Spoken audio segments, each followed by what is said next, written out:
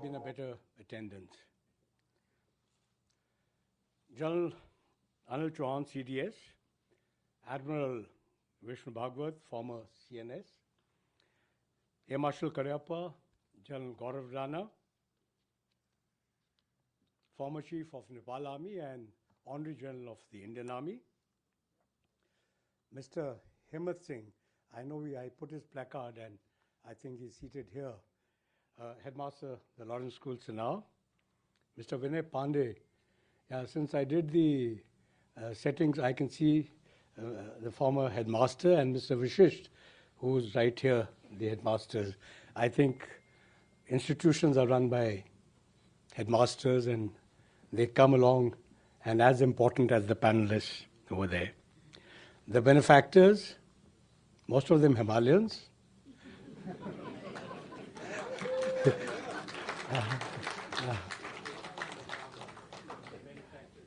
You know, what we said is that it's always Himalayan, Nilgiris, Shivalik, Vindhya. So what will happen is this time it's Himalaya, so others will follow.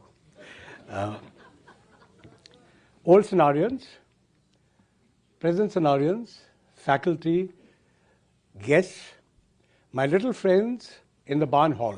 This is being live telecast right now.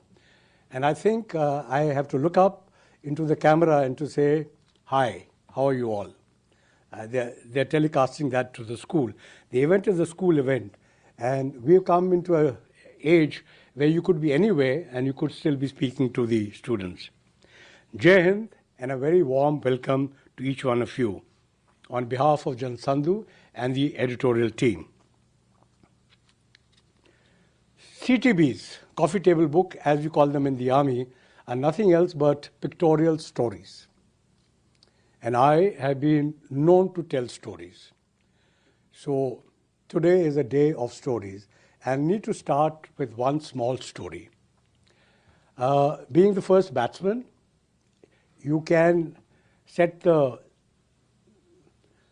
match. If you do well, play long, not score. The others do well. So I have a difficult task, but let me try and attempt that. When I came here in the morning, I didn't have this piece of paper which is ahead of me. I find one of my course mates, the Sword of Honor, A.K. Singh, he's also seated there. And he'll say, this guy hasn't changed one bit. He's still lecturing that long. But let me take you back to many years back, and that's 1971. And when I entered this hall, I remembered that year. There was a lot of hype about the war about to take place. And we had been in school in 62 and 65 when the war had to take place. We knew exactly what blackouts are. I see Praminda Langer here smiling at me because she would have run as a young little girl trying to hide in some sort of a gutter. We were told where exactly, and she's nodding already. Got married to a person, and that chap, because he got married to a Sanawarian, he became a lieutenant general. Now that's what the Sanawarian girls can actually do. I think, no, I shouldn't say that because there are young girls seated here and they have a story to tell about what will happen to the war. And I think one of the girls is going to say that most of the people who fought the war are under the soil. But we aren't, and we are still going strong. But coming back to the story, it was on 5th December 1971. I had 40 days to go to join the Indian Military Academy, and I was directing a play. I was in the first year of college, and that year, first year means equivalent to +2 in school now. And this play was taking place in what is called PEC, the Punjab Engineering College. I see Bunty Pathania smiling. I see Hari Simran smiling. I see there are some more people smiling. They were all part of that play. And on that very night, the play took place.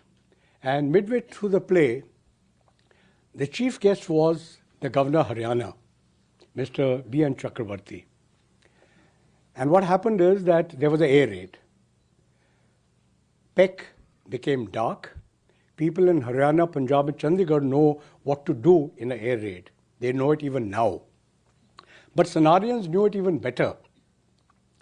that it's just momentarily and you've got to bounce back. So for 45 minutes, there was good show of a dogfight. The cast, the people backstage, the governor and the audience all sit outside and watched a dogfight. Immediately after the air raid, the governor's advisor said, "Sir, security doesn't permit you to stay there any longer." But we said, "We'll get Yahya Khan to come and apologize for this war. You better watch the play and go." The governor was so kind, he sat through the play. The play stretched into 2.5 hours. But the story is not that. The story is that there was some collection we had done. And that money was to go to Lawrence School Sanawar. And we decided that evening that that should go for welfare of the soldiers and the families. Class, that time, what would be class 12. And next day, we put on our blazers and we went to the Raj Bhavan. And I have, perhaps in the coffee table book, this story. And the headmaster, who became a future headmaster, wrote about this as an incident. So that is how deeply Sanawarians are connected. But that's just one story. There are stories of Sanawarians collecting money to send an ambulance to Europe in the First World War and the Second World War. Now all this is heritage. And ladies and gentlemen, this is what is there in the book.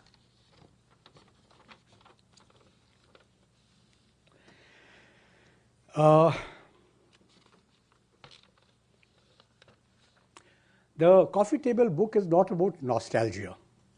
A lot of people think that, look, good photographs, good thing, how does it look like? It's not that. It's a presentation of Sanawar's history, 175 years of rich military heritage. Don't get into the language, full stops and commas and spelling mistakes. It doesn't matter. Don't miss the wood for the trees. It's about letters from trenches during world wars, about losing limbs and sights, but not losing hope. It's about commanding officers condoling with mothers and commending the performance of the brave Sanawarian sons and the daughters. It's about such stories as the unthinkable Army Sister Maud. She was torpedoed twice.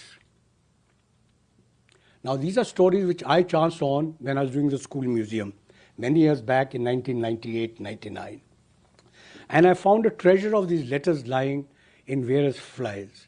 And I said, my God, this is the spirit of Sanawarians? I said, someday we can put it to paper and bring it. So something went into the museum, but something went into my mind. And there was a lot of opposition because this means a lot of work. And it means a lot of involvement with the school and engagement. And we are not access to all that. But this sets shade back. I'll just tell you one small story because this is the presentation of the book. And you'll understand what is there. General Abdul Sandhu will be deliberating more, but I need to tell you about what is there. And this is a lesson that we want to leave behind for many, both in the army and for educational institutions. This is why Sanawar stands so long. The selection of a teacher is described so beautifully in exchange of letters between the then headmaster and the company, East India Company. They asked for a teacher at Sanawar. Her name was Miss Parker. The company selects that teacher in England. The letter describes how would you come to Sanawar. And the letter says that you'll come by a ship. It will take 40 days. You'll come to Calcutta. You'll get into a boat. You'll come up the Ganges. You'll be received in Allahabad. You'll get into a bullock cart. You'll come to Ambala. You'll get onto a horse. You'll come to Kalka. And from there, there'll be a palkin to bring you up. And we are sending you a Pashmina shawl. Because from Kalka to Kasauli, the weather changes drastically. But there will be also escorts because the journey up is at night and it will be with mishals. I think most of you are already dreaming of a film. That's the way a teacher was welcomed, and that's the teacher has been described. Gentlemen and ladies and young children, there are stories like this about the type of people who came to Sanawar. But the story doesn't finish here. It starts here. They find the teacher unsuitable. And the headmaster says that if this teacher was to stay a little longer, I think great harm would be done. And they had raised 80 pounds to get this teacher sailing. They raised a loan of 80 pounds to send the teacher back. I think this is a lesson for military men, that you don't run organizations because you have spent some money. And that's what made Sanawarians.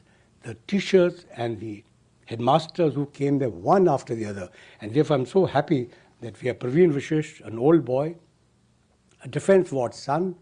We have Himmat Singh, again a defense ward son, because Sanawar was one place which didn't differentiate, and I think more would be spoken about by the Admiral and the Air Marshal. It's about Sanawarians skipping meals to construct a war memorial.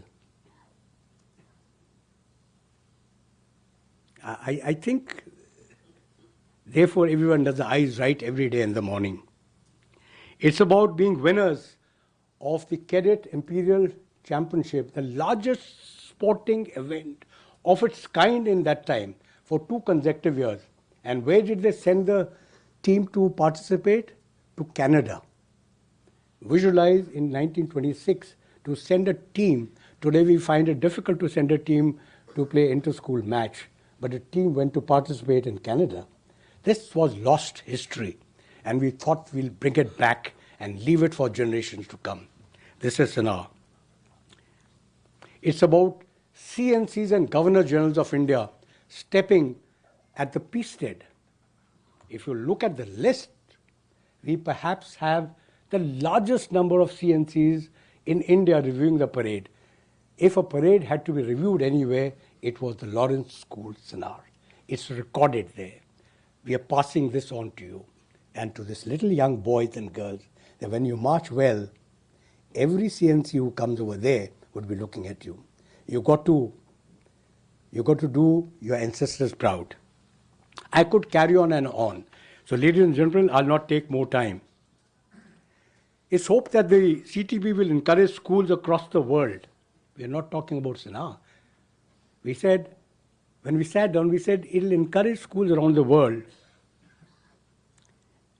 to frame curriculums and lifestyles which instill discipline, make students mentally and physically tough, cooperative team members first before you become leaders, and live a life of purpose and serve the nations with great pride, irrespective of where you are. It's also hoped that the CTB will remind Sanawarians to continue nurturing their strong ties with the defense forces. And all those who read this book in the defense forces would take Sanawar as the first choice for the wards. There's a lot of... so the aim cannot be one. The aim is one, but the missions are many inside this. Ladies and gentlemen, I can't continue a little longer because time doesn't permit. So it's my honor to now introduce the panelists here. First is Anil Chauhan. He requires actually no introduction. The people who are there really require no introduction. We require introduction. The CDS, the second CDS of India requires really no introduction. His silence speaks more than his words. As a young colonel, he got into writing, and he has under his belt not one, but 5 books. I could name a few of them. Aftermath of a Nuclear Attack, Ready, Relevant and Resurgent, a blueprint for transformation of the Indian military. You please look at the titles of the book and it will tell you what he was thinking at what age. They were very well received. Very shortly, the sequel to the Ready Resurgent is about to come. But the aim of that is different, and I need not leave the cat out of the bag.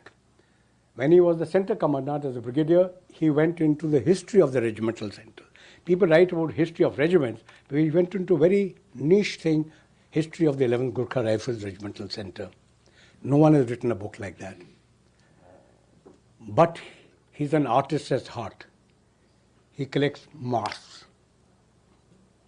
And he is an avid painter. Thank you, sir. I know you are very busy.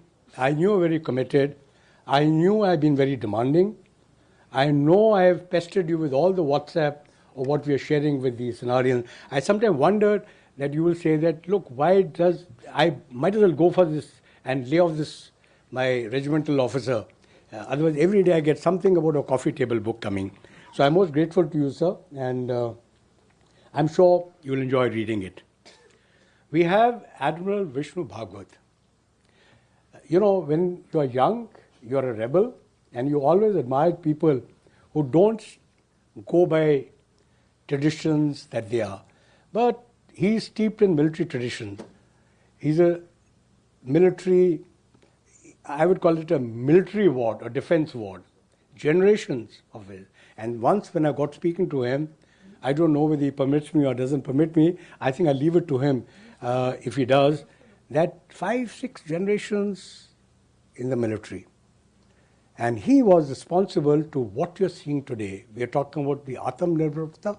We are talking nuclear submarines. We are talking about, he was a man who actually said that, look, what we are talking today is that, look, unless you have a scientific bent of mind, if the intake is not this, if you don't build these capacities, and the Navy owes, sir, a great deal due to you.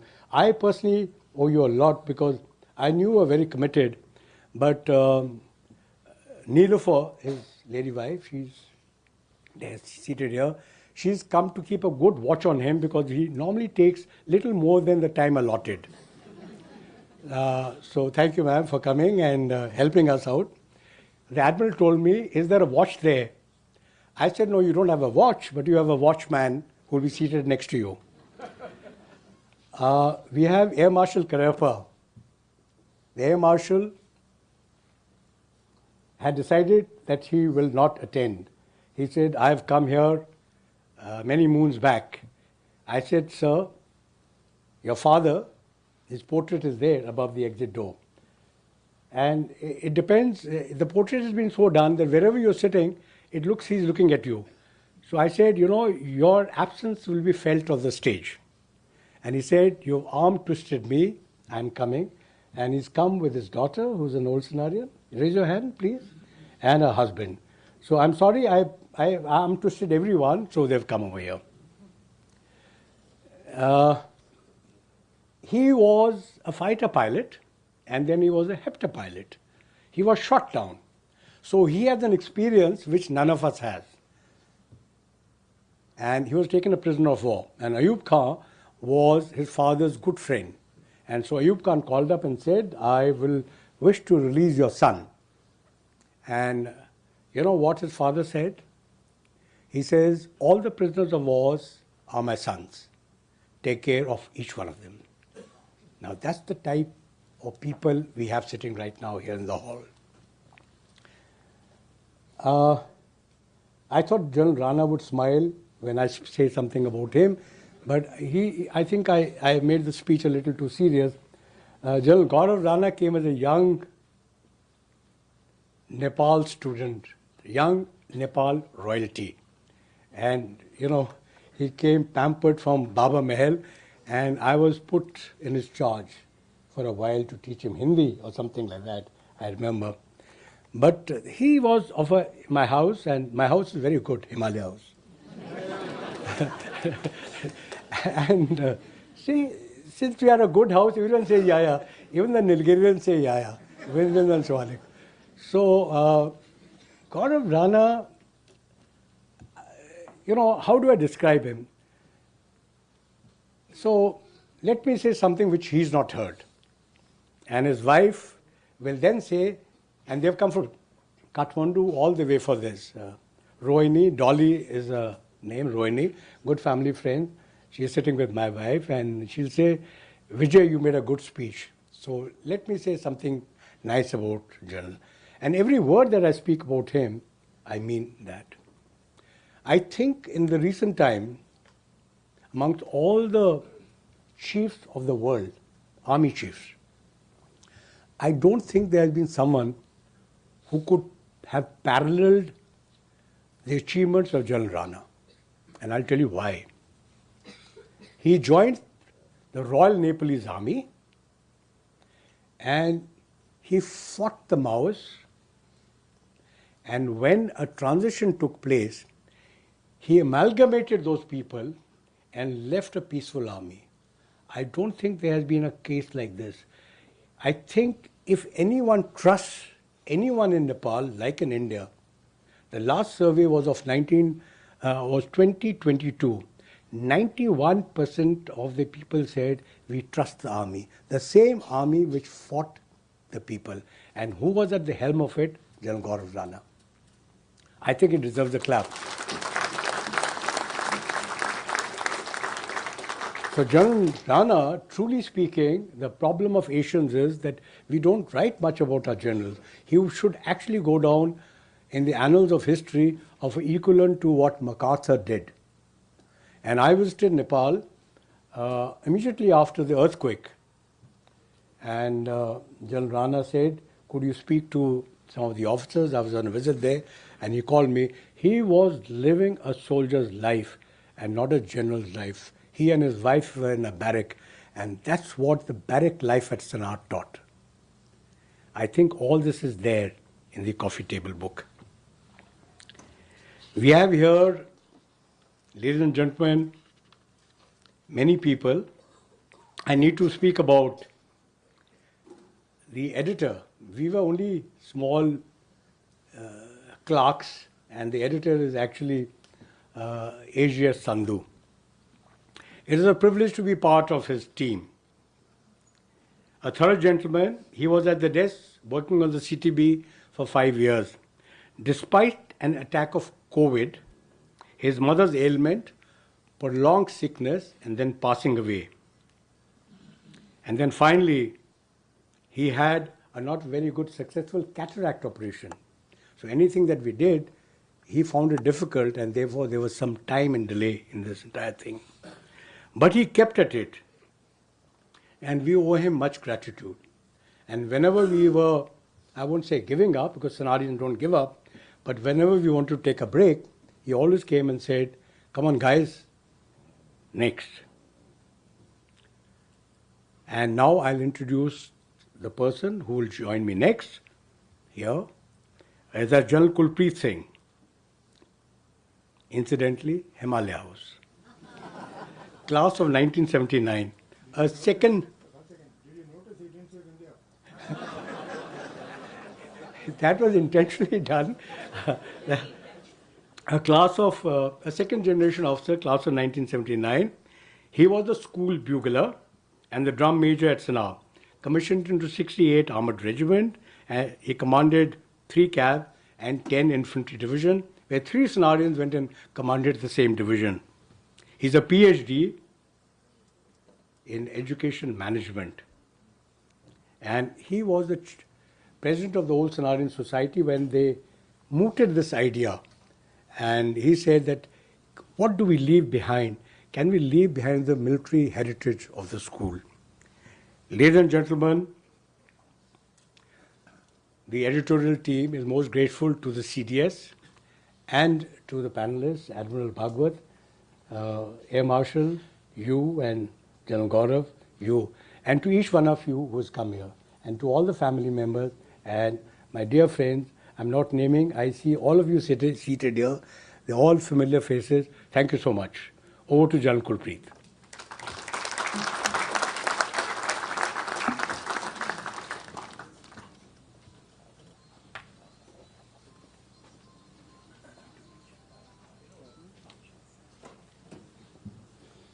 Maya, are you there?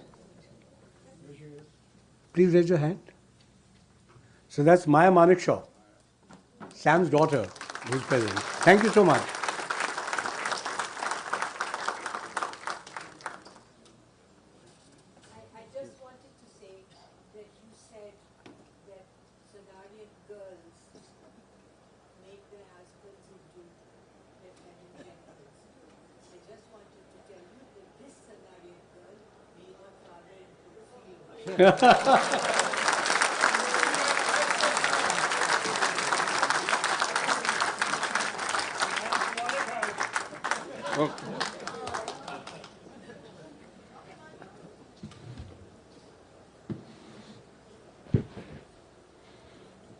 So, I wanted to say, you got two of my class fellows on the stage. that's true, sir.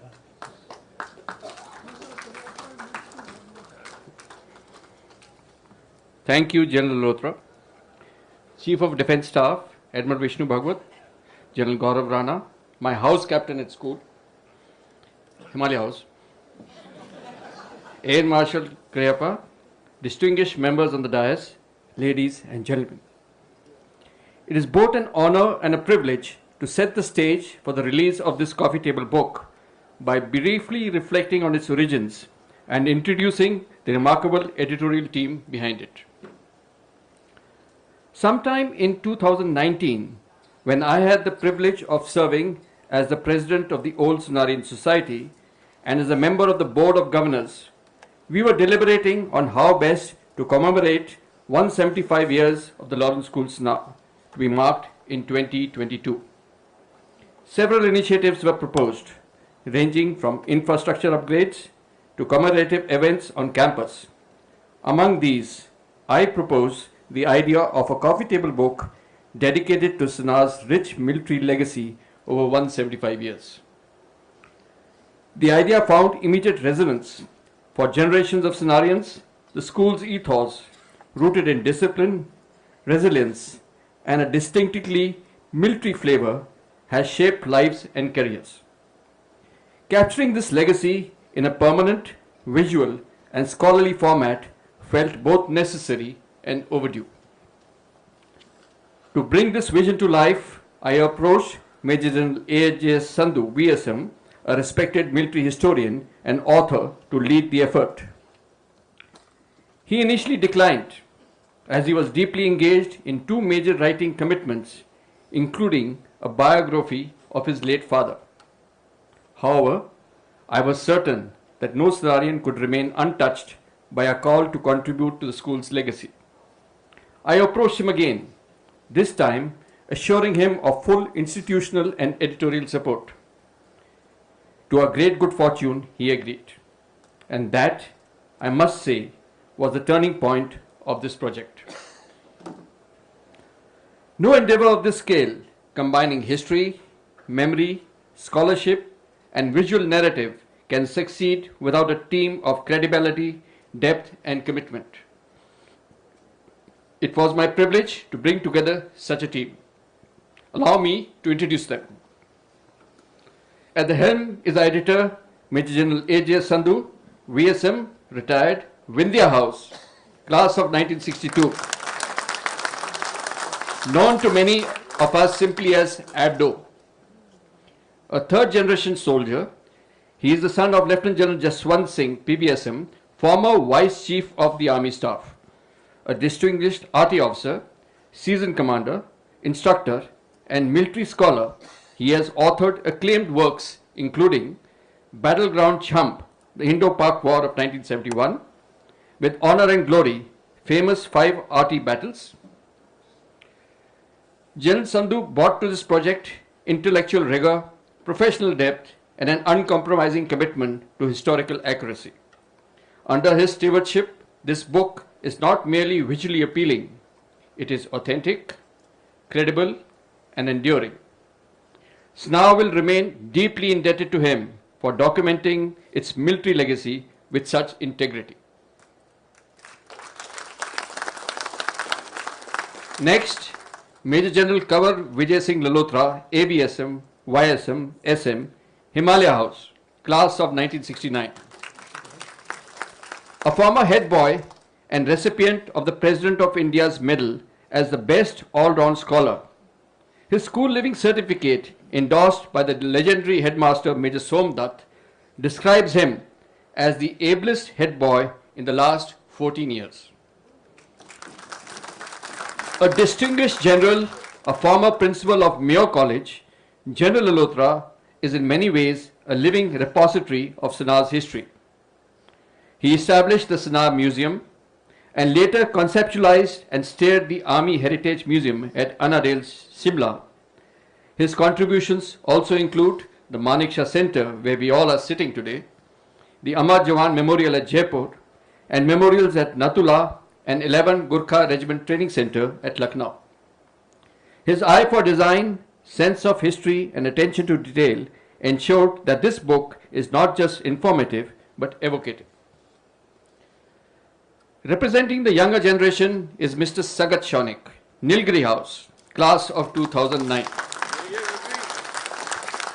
A scholar, researcher, and development sector professional, Sagat brought contemporary research skills, intellectual discipline, and a fresh perspective to the project, ensuring the narrative speaks as much to the future as it does to the past.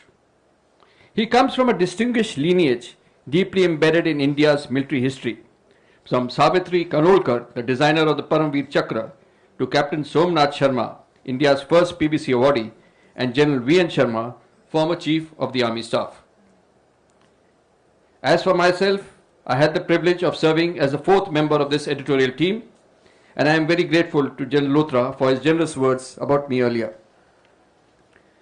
This book is the outcome of collective effort, shared pride, and deep institutional affection. Each member of the team contributed uniquely to ensure that what we present today is worthy of Sanaw's legacy, inspiring for generations to come. I remain deeply grateful to all distinguished guests present here this evening, on the dais and in this hall, and all those sitting in Birdwood in school and all around the world where it's being telecast live, for honoring Sanaw with your presence. Before I invite General Sandhu to formally introduce the coffee table book, we will present a short glimpse into its pages.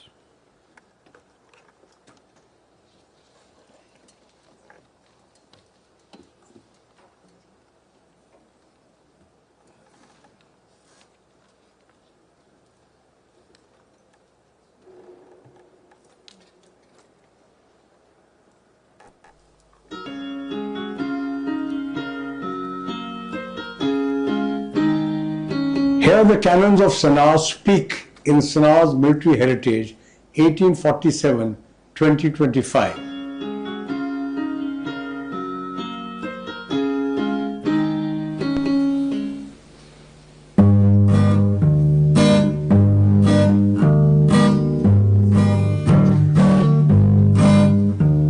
We are the Canons of Sanaw, but how many know who we really are? In front of Birdwood now we stand, but we were born in a foreign land. We are the Canons of Sanaw. Children have come and children have gone, while we stood guard from dusk to dawn. Come hell or high weather, we will continue to be together. We are the Canons of Sanaw. Born in Turkey, we were soon put to test. During the Great War, we fired our best. It did not matter who was in front, it was our job to confront. We are the Canons of Sanaw. The enemy charged our positions on the hill. At them we fired, and we fired to kill. We hit our targets, we saw them fall. Men and horses, big and small. We are the Canons of Sanaw. Soon the tide turned and we were captured by the Indian Army, after a battle which was very, very stormy. Brought to India in Firozpur we were stored, and there we stayed, completely ignored. We are the Canons of Sanaw. In the year of the Lord 1928, we were relocated at a new estate. This was the Lawrence School at Sanawar, in recognition of its contribution in the Great War. We are the Canons of Sanawar. We now stand outside the Birdwood building, with our looks quite forbidding. Overlooking the cenotaph is our final resting place. Here we will remain with abiding grace. We are the Canons of Sanawar. We are the Canons of Sanawar. We are the Canons of Sanawar.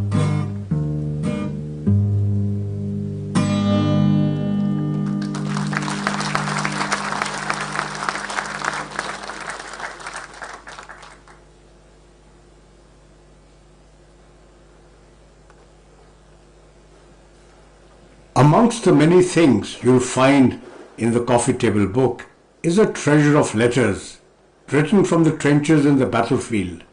The spirit of Sanawar runs through them. Here's what Sergeant Gillison wrote to the principal.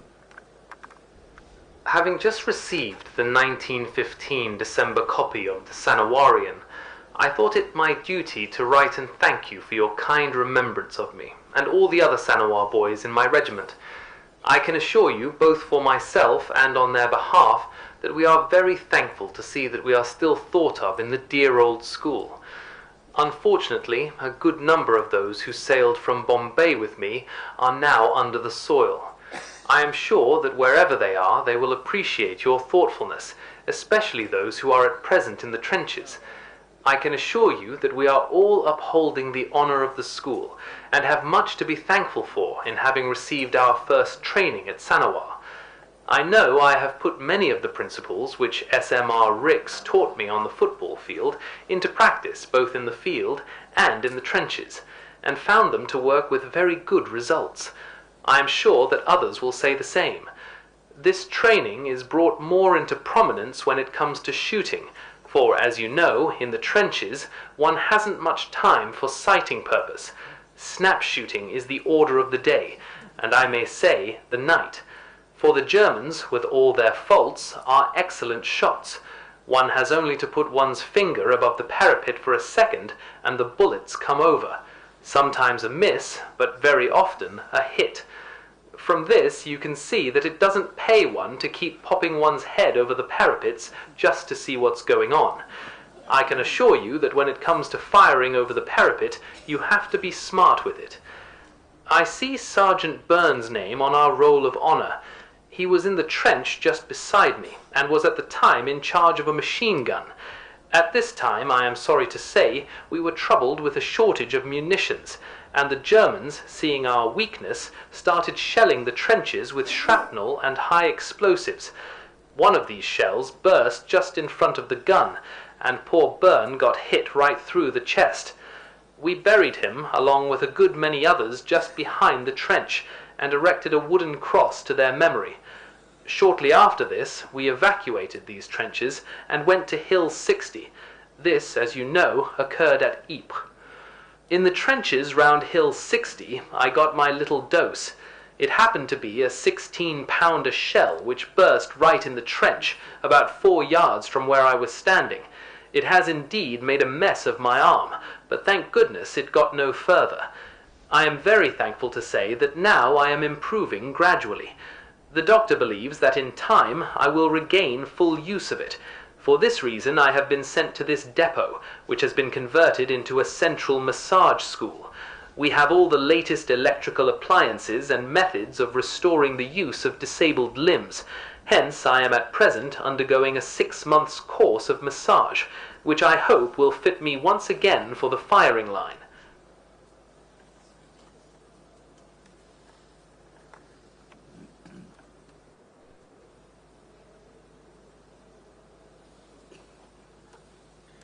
Thank you, ladies and gentlemen. May I now request General Sandhu to take the stage and speak about the coffee table book.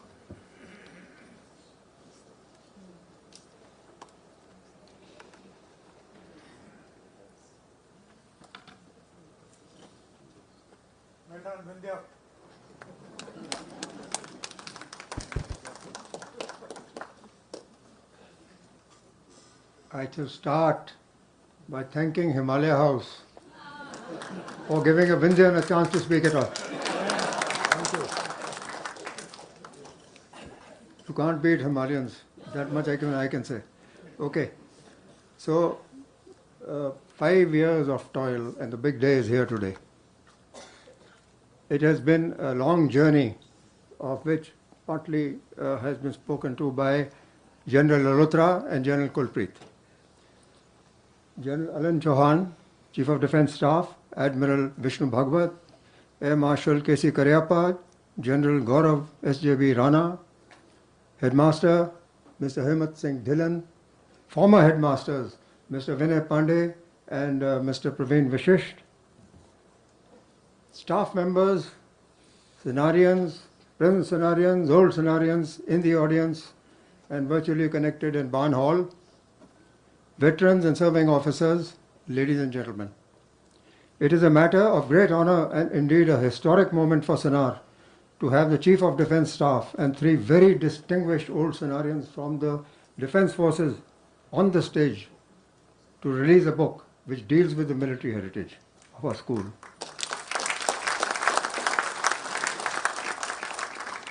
General Lalhotra and General Kulpreet have given you an idea of the genesis of this book and a peep into it. And I've been given allotted this thing of giving you an introduction to the coffee table book. Now, it's not easy to introduce a coffee table book in a limited time frame. A coffee table book which is 448 written pages, not counting the digital. 200? 200 pages. Okay. So what I will do is that this military heritage of Lawrence School Sanawar spanning 178 years can be clearly divided into 2. One is the first 100 years. The first 100 years we were under the British colonial rule and we were run as a Lawrence Royal Military School. And the next 78 years we have been one of the top tier public schools. So what I will do is to take 3 examples pre-independence and similarly a few snippets post-independence to give you an idea as to what to expect in this book. Now first is the house system. It's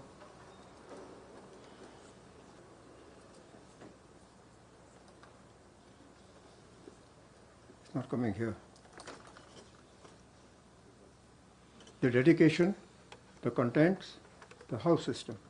Now as far as the house system is concerned, we take it for granted today, the 4 houses, and we fight a lot as you've seen today in this very auditorium. But actually for the first 66 years we didn't have houses. We were run as military style companies. A company, B company, C company and D company. A later became Himalaya House. Himalaya. So there also they were seen a lot. So and it was the prefects whom we take for as the house captain now, I think they are named as house captains.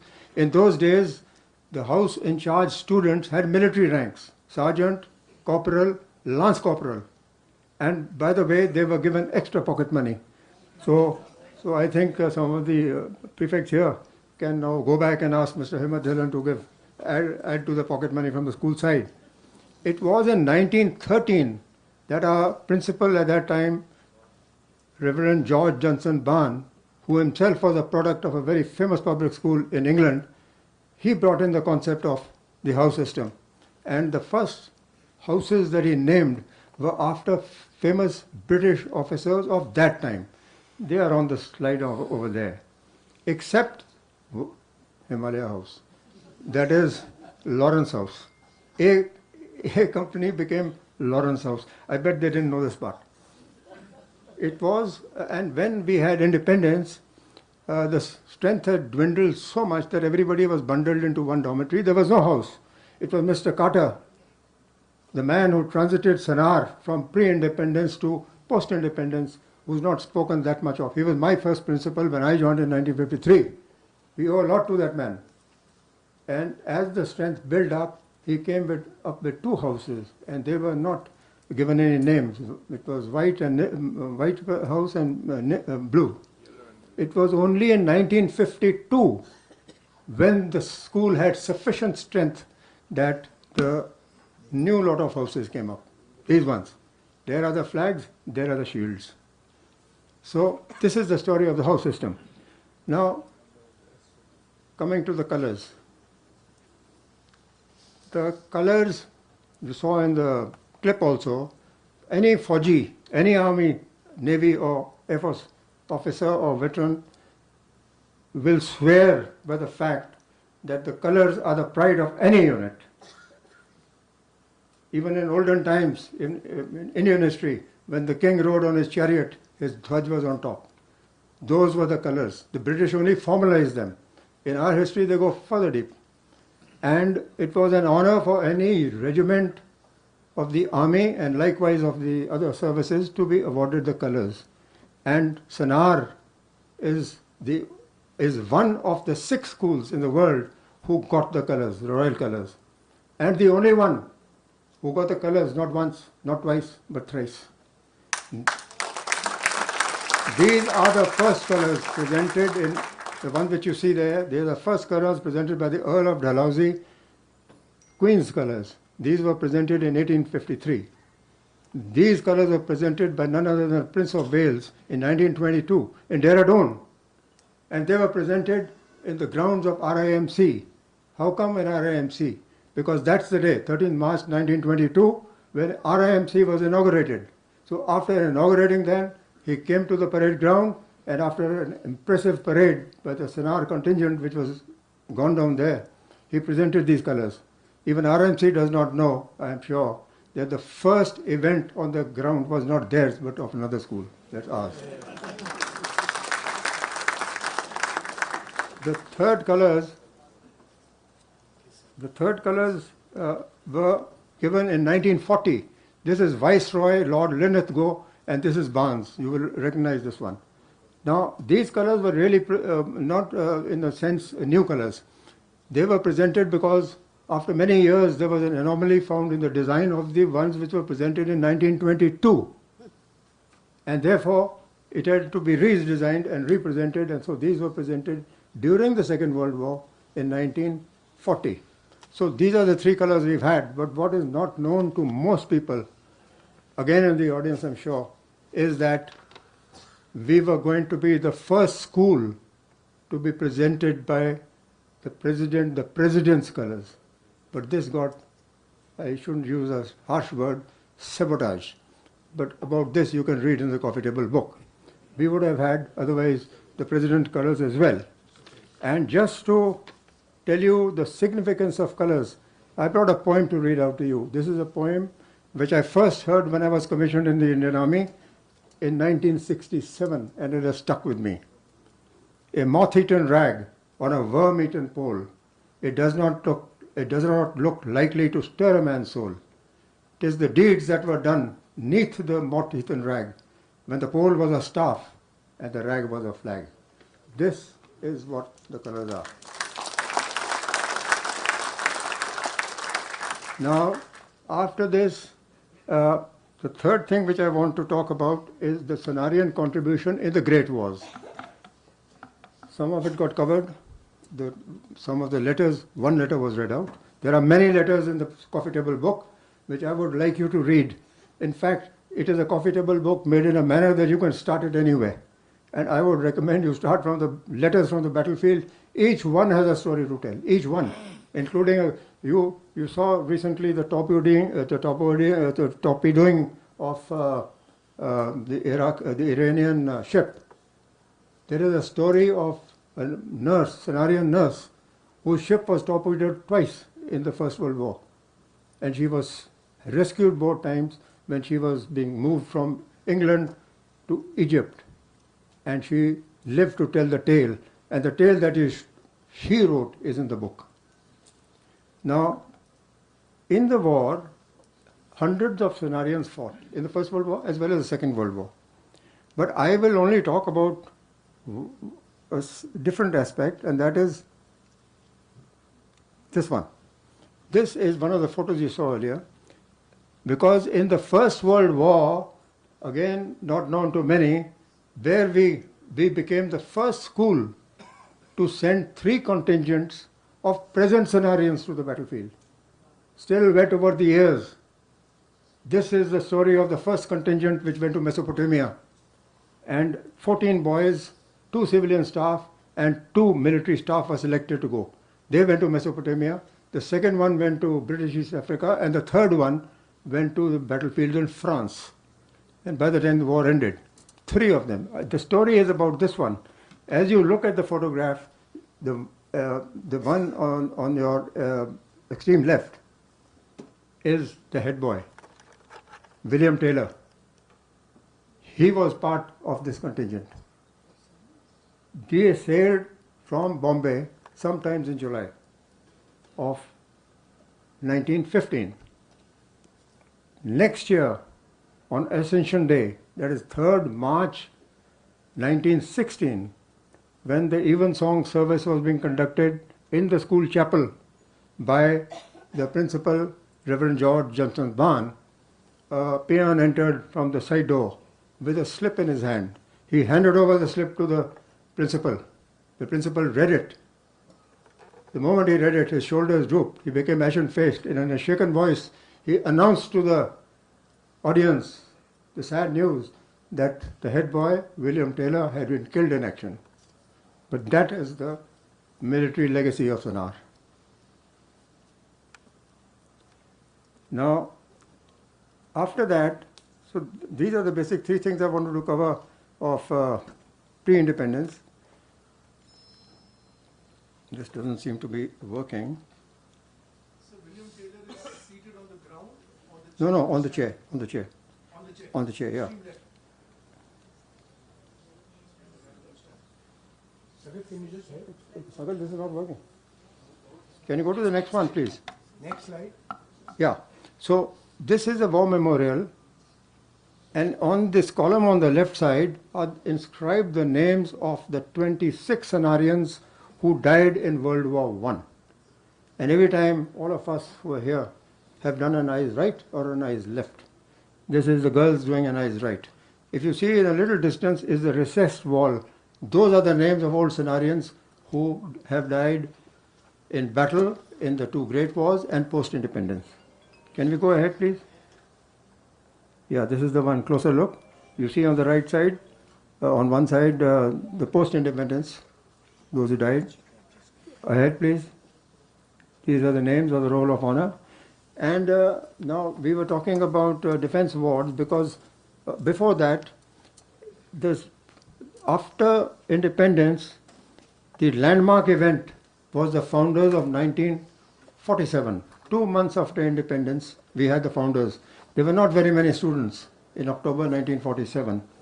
But the chief guest who chose to come on our invitation was none other than Admiral Lord Louis Mountbatten. Can you put on the thing, please? There are some very good photographs, historic ones. He came there, he reviewed the parade, and he also read out the message from the King Emperor. Here he is. Next one. Next, here he is taking the salute. Peace dead. Next one. Here he is going past, saluting the colors. Next one. Here with Principal Carter. And then we come to beyond that. These 2 you saw. One, the daughter of the Field Marshal here. The other one sitting right here, the son of. These were the defense wards, just to give you an idea of the kind who came to Sanawar in the early years. Next one, please. Next. It's not coming in here. Okay, just go back. Now I come to adventure sports. Sanawar was always in the forefront of the adventure sports because adventure sports was encouraged in the Lawrence School Sanawar. The boys here will remember the hike to Gurkha Fort, the hike to Ozark, the hike to Chor Peak, and even to the glaciers. That is what spirit was imbibed there, and it carried on after. Do you know that the first Indian to circumnavigate the globe in a yacht was Brigadier T.P.S. Chaudhary? He was to be here today, but something, I don't know what happened. He has not come. He would have been sitting here. Next, the father of hang gliding is Colonel Munkar, the son of Mr. Munkar, who taught us in Sanawar. He is the man who introduced hang gliding and is considered to be the father of hang gliding. Next, before this, I would like to say that Sanawar has, of course, ascended Mount Everest, this youngest team to do so, boys in 1913 and girls a few years later in Mount Kilimanjaro.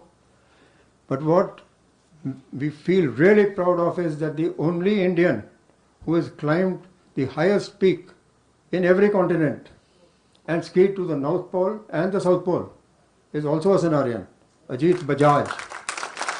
Are you here, Ajit? Ajit is not here. You can't beat that. And his connection with the military, both his brothers joined the army and both became Major Generals, Ajit Bajaj. But it was in, why this slide is on is that it was in equestrian events, riding and polo, that Sanawar came into prominence. We are not taught riding in Sanawar. Riding is taught in Mayo, it's taught in Sindhya, it's taught in some other schools, not in Sanawar. And yet Sanawarians have dominated riding right from NDA.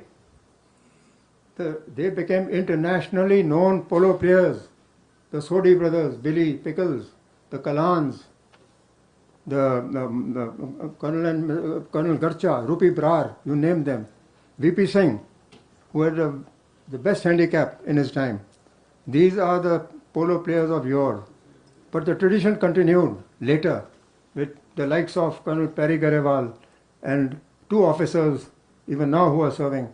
That is Colonel Navjeet Sandhu and Colonel Vikramjit Singh Kalo. But one record which I want to mention here which cannot be broken. 61 cavalry unit of the Indian Army is the only horse cavalry unit in the world. Okay, PBG has a complement, but as a regiment it is 61 cavalry based in Jaipur. Do you know that 8 commandants of that regiment were Sanawarians? 8. And if you want to beat that, I'll tell you another thing, that out of the 8, 6 were in a row, handing over to the next Sanawarian, to the next Sanawarian, to the next, to the next, to the next. 6 came one after the other. Who can beat that? I don't know anybody else. Then, that was one record. But if you go on to other sports also, you will find that the Sanawarians continue to excel in various fields. But why I chose riding is the best example, the best example. In one of the biannual National Defence Academy versus Indian Military Academy polo matches, this is a common fixture. Both of the teams were composed entirely of old Sanawarians. Both sides. Have you ever heard of that? This is the record. This is your heritage. This is in that book. Okay. Another record.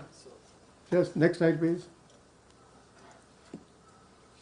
ADC. Now here you are. Sanawarian officers were a natural choice of general officers and equivalent rank in the other services to be picked up as aide-de-camp, their ADCs. But this record is unmatched again. In 1968, the 3 service chiefs, Army Chief, Navy Chief, and the Air Force Chief, all 3 had Sanawarian ADCs at one time. Even RIMC can't show that record. And 2 of those ADCs we are honored to have here. Here is one, and there is another. How does it get better than that? Right, next. Next. Yeah. Get back one. So, the military legacy, I just give you a few examples, continues till today.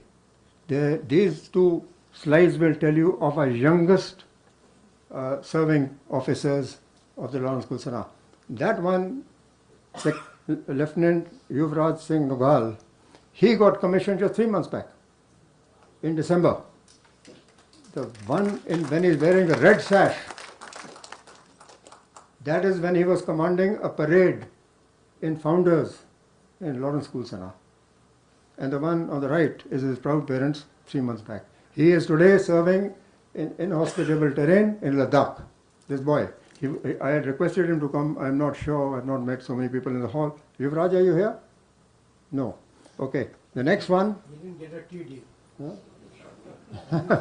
So, anyway, he was supposed to be. Now look at this girl. She led a contingent in the Republic Day parade this January. Samira Bhattal.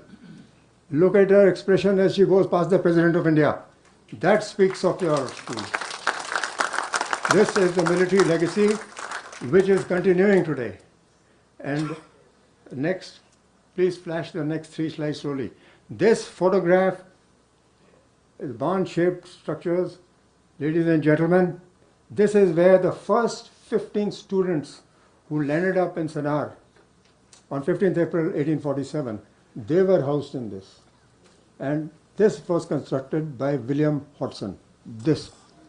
Okay, next. This is a sketch of 1860s or something from Kasoli of the Hilltop. Next.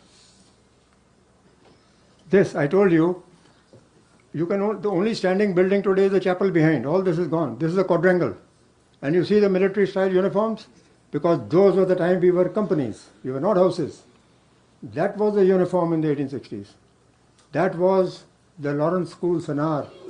Then, from where we start this coffee table book. Next 3 slides, please. This is the Sanawar of today. Here you can see the feast bed, you can see the girls' dormitory, you can see the Khetarpal Stadium, you can see the Parker Hall. It's a bird's eye view. Next, night view of Sanawar. You've seen night views here and there, but see one of Sanawar today. Next one. You don't have to go to foreign lands to see night life. This is night life. Look at this. Bird's eye view of Sanawar. Where will you get this? Next. Okay. These are my favorite 3. My partners in crime. I had to end. I must end. After all, they've said so many things about me.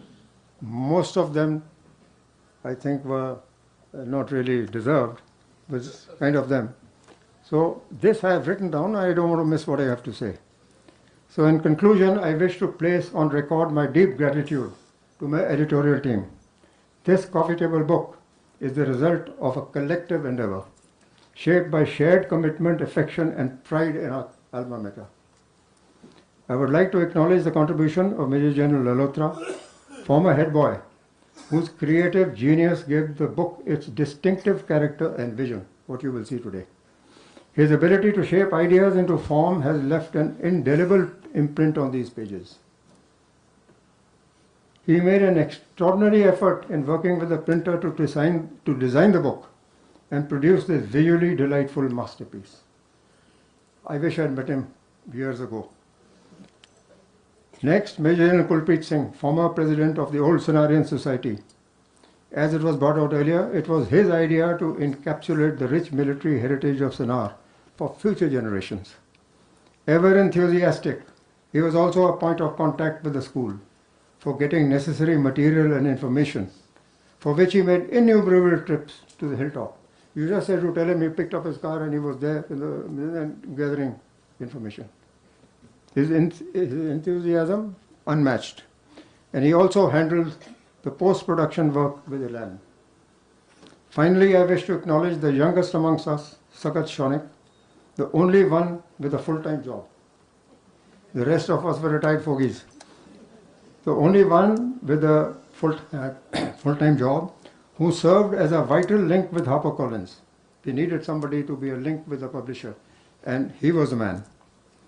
Despite the demands of a full-time profession, he remained committed to the cause.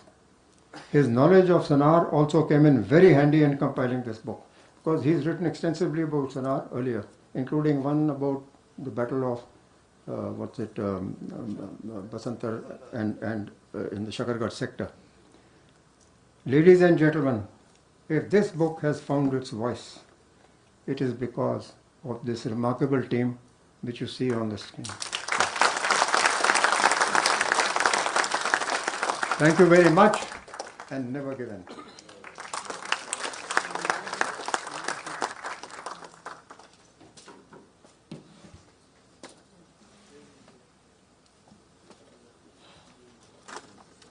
We haven't had any rehearsals. People are coming automatically. Thank you, General Sandhu. Ladies and gentlemen, just a while ago, you saw a letter from a Sanawarian in the trenches duly picturized. It's now my honor to read just one more such letter from the pages of the coffee table book. While I read, I shall not be surprised if a few strong men amongst you are seen crying. This is what George H. Decos Jr., wounded in British East Africa, wrote to the principal at Sanaa. During that period, the head at Sanaa was a principal. My dear sir, I write to thank you and all the boys and girls of the old school for your kind sympathy. I am still suffering from my wound, which is still troublesome.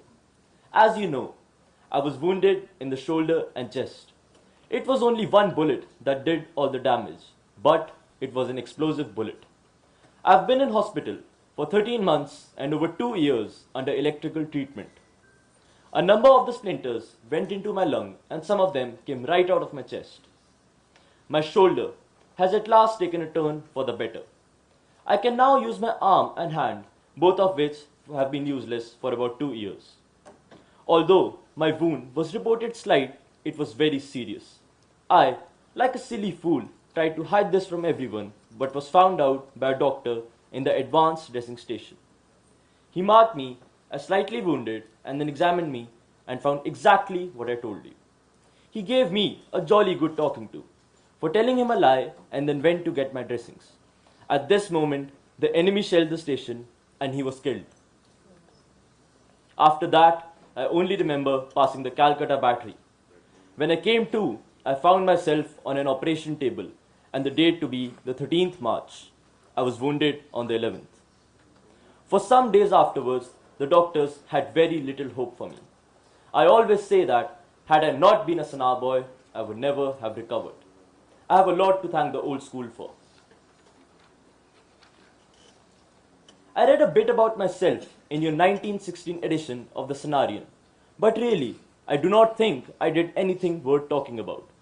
It is true, I gave my stretcher to a native porter, but he needed it as much as I did. Horace is out in Mesopotamia, in the Supply and Transport Corps. He, poor boy, is having a hard time. I think it very plucky of him to have gone out again. He is now very ill in hospital. I think I should stop here. Any moist eyes in the audience? I know there is pride in each Sanawarian listening to the contents of the letter. My gratitude to the editorial team for leaving behind such a treasure for future generations. Over to Mansi for one more letter. Thank you.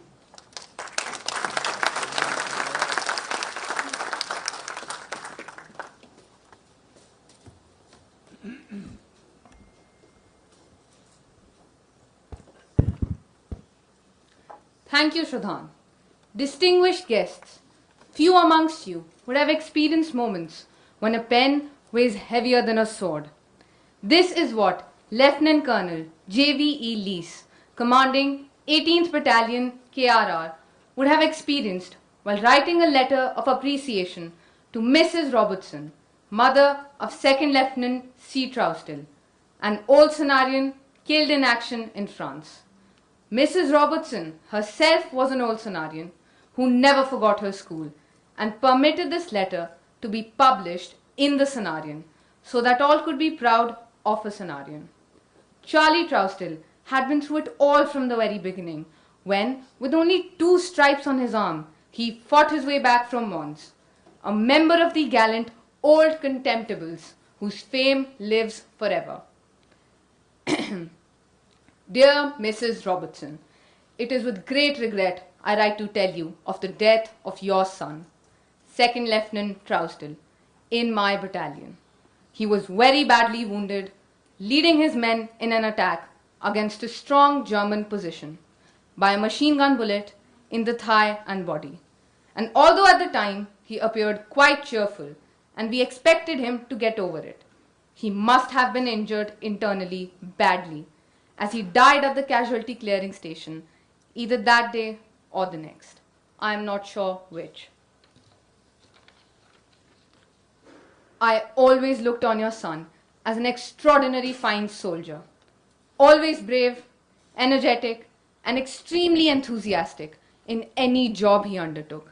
He had all the qualities of a leader of men, and I am certain that, had he not been killed, he would have gone very far in his profession. With my greatest sympathy, believe me, JKV Lees. Ladies and gentlemen, we did get a couple of hours to browse through the coffee table book. It would take many more repeated hours to absorb the book. It will remain a compass for many at Sana and a sail for others who read it to take the more difficult path. From all those watching on the hilltop and to Shradhan, a big salute to General Sandhu, Lalotra, Kulpreet and Mr. Sagat for the research and presentation.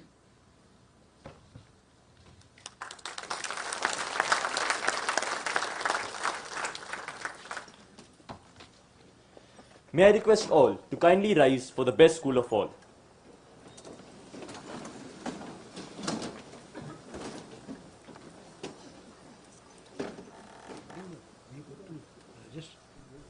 May I request everyone to be seated? Because I was looking at the clock. I think I gave him, no, hold it. Please sit down, please sit down. Please sit down. You know, the guys got up at 4 o'clock in the morning and they've got to get back. Mom, please sit down. Yeah, my wife's got up, very keen that we drive back. Please sit down, son. Ladies and gentlemen, this was only intentionally done. So all those who are sleeping can rise. So this is engineered, and now we'll continue. Now, may I request? Yeah. May I request a little? Really, what I'm going to tell you is, you're going to hear some amazing letters. I walked into the hall. We haven't rehearsed. When they came in, I was not here. And we really don't know each other. But I saw this little young boy at the mic. And then I saw him putting some cream on his face. So let's get this young little boy to read out something. Don't blush. Look handsome.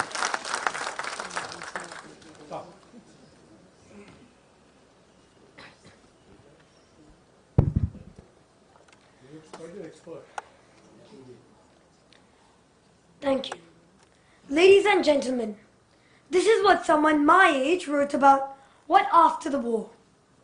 After the war, things will be a great deal better than ever before. For instance, schools will be a great deal more human. No longer will we have to sit on hard wooden desks, but instead there'll be decent sofas in a room ornamented with pictures and paintings. After a 5-course lunch, ordered from a long menu, and washed down with a daily allowance of ginger beer, there will be sunbathing and such like. We shall call all the staff by their Christian names, and no one will dream of using a cane or anything so antiquated. Over to Veda, who will tell you now of another girl, my age, wrote in 1942, of what after the war. She had another view.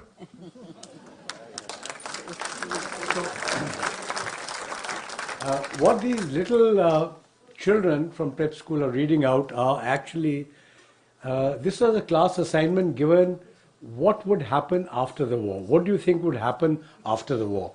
So a lot of us prophesize what will happen. So they are actually reading extracts of letters, what they visualize would happen after the war. One more. Yeah.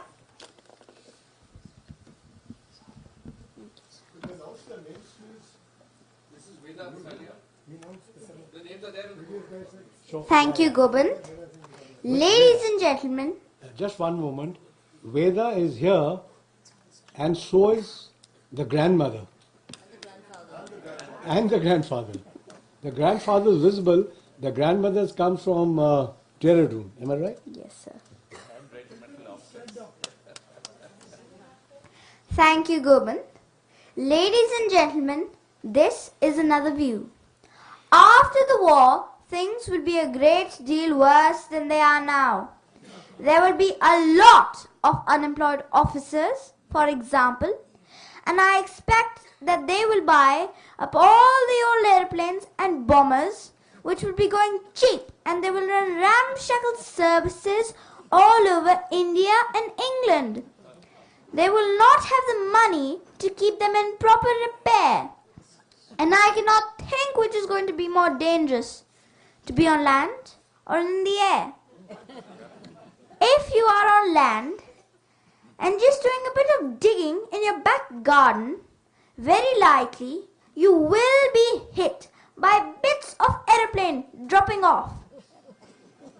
And if you are inside, it will be equally dangerous. For suppose you happened to be sitting on the bomb release platform and one of these ex-officer people pulled the wrong piece of string, then you might be released very much against your will and land in some entirely strange place and quite squashed. I think it would be better to be killed honorably in the present war than to survive till afterwards.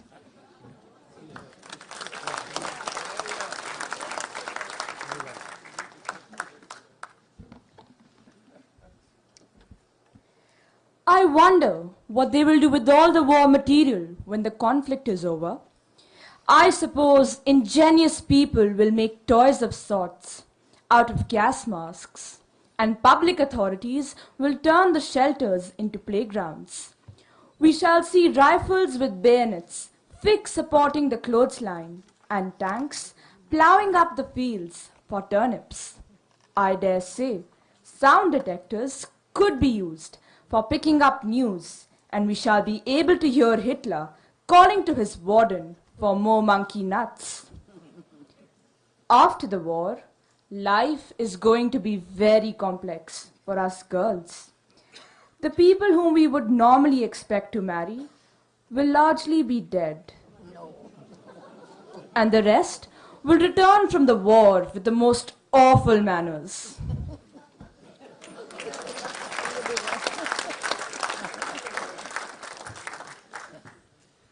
May I request Mr. Himmat, the headmaster, to kindly come and say a few words and address the gathering.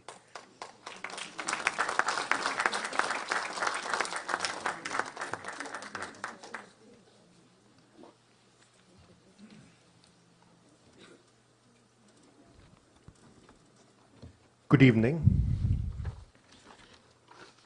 General Anil Chauhan, Chief of the Defence Staff, Admiral Bhagwat, former CNS, General Rana, former Chief of the Royal Nepalese Army, General Sandhu, General Lothra, Air Marshal Karyappa, General Kulpreet, Mr. Shonik, members of the Board of Governors, members of the Lawrence School Sanawar Society, Mr. Mukesh Khetrapal, old Sanawarians, parents, Sanawarians, Mr. Vashisht, Mr. Pandey, distinguished guests.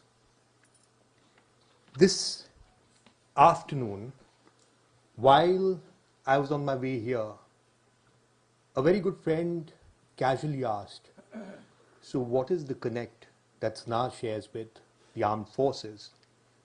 And I said, there's a book, read it. But it's the questions that are more important than the answers. While we know the answers, it is the questions that make us think. And when one thinks about it, Sanawar is an institution that has endured over 3 centuries.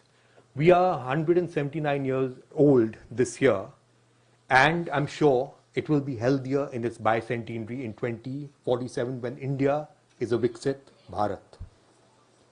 Today, that connect is important, that discipline is important, that leadership is important, that strength of character, that integrity is important if we want our civilization to become better, if we want our youth to become more equipped to handle the challenges of the next decade, and I would say the next 50 years.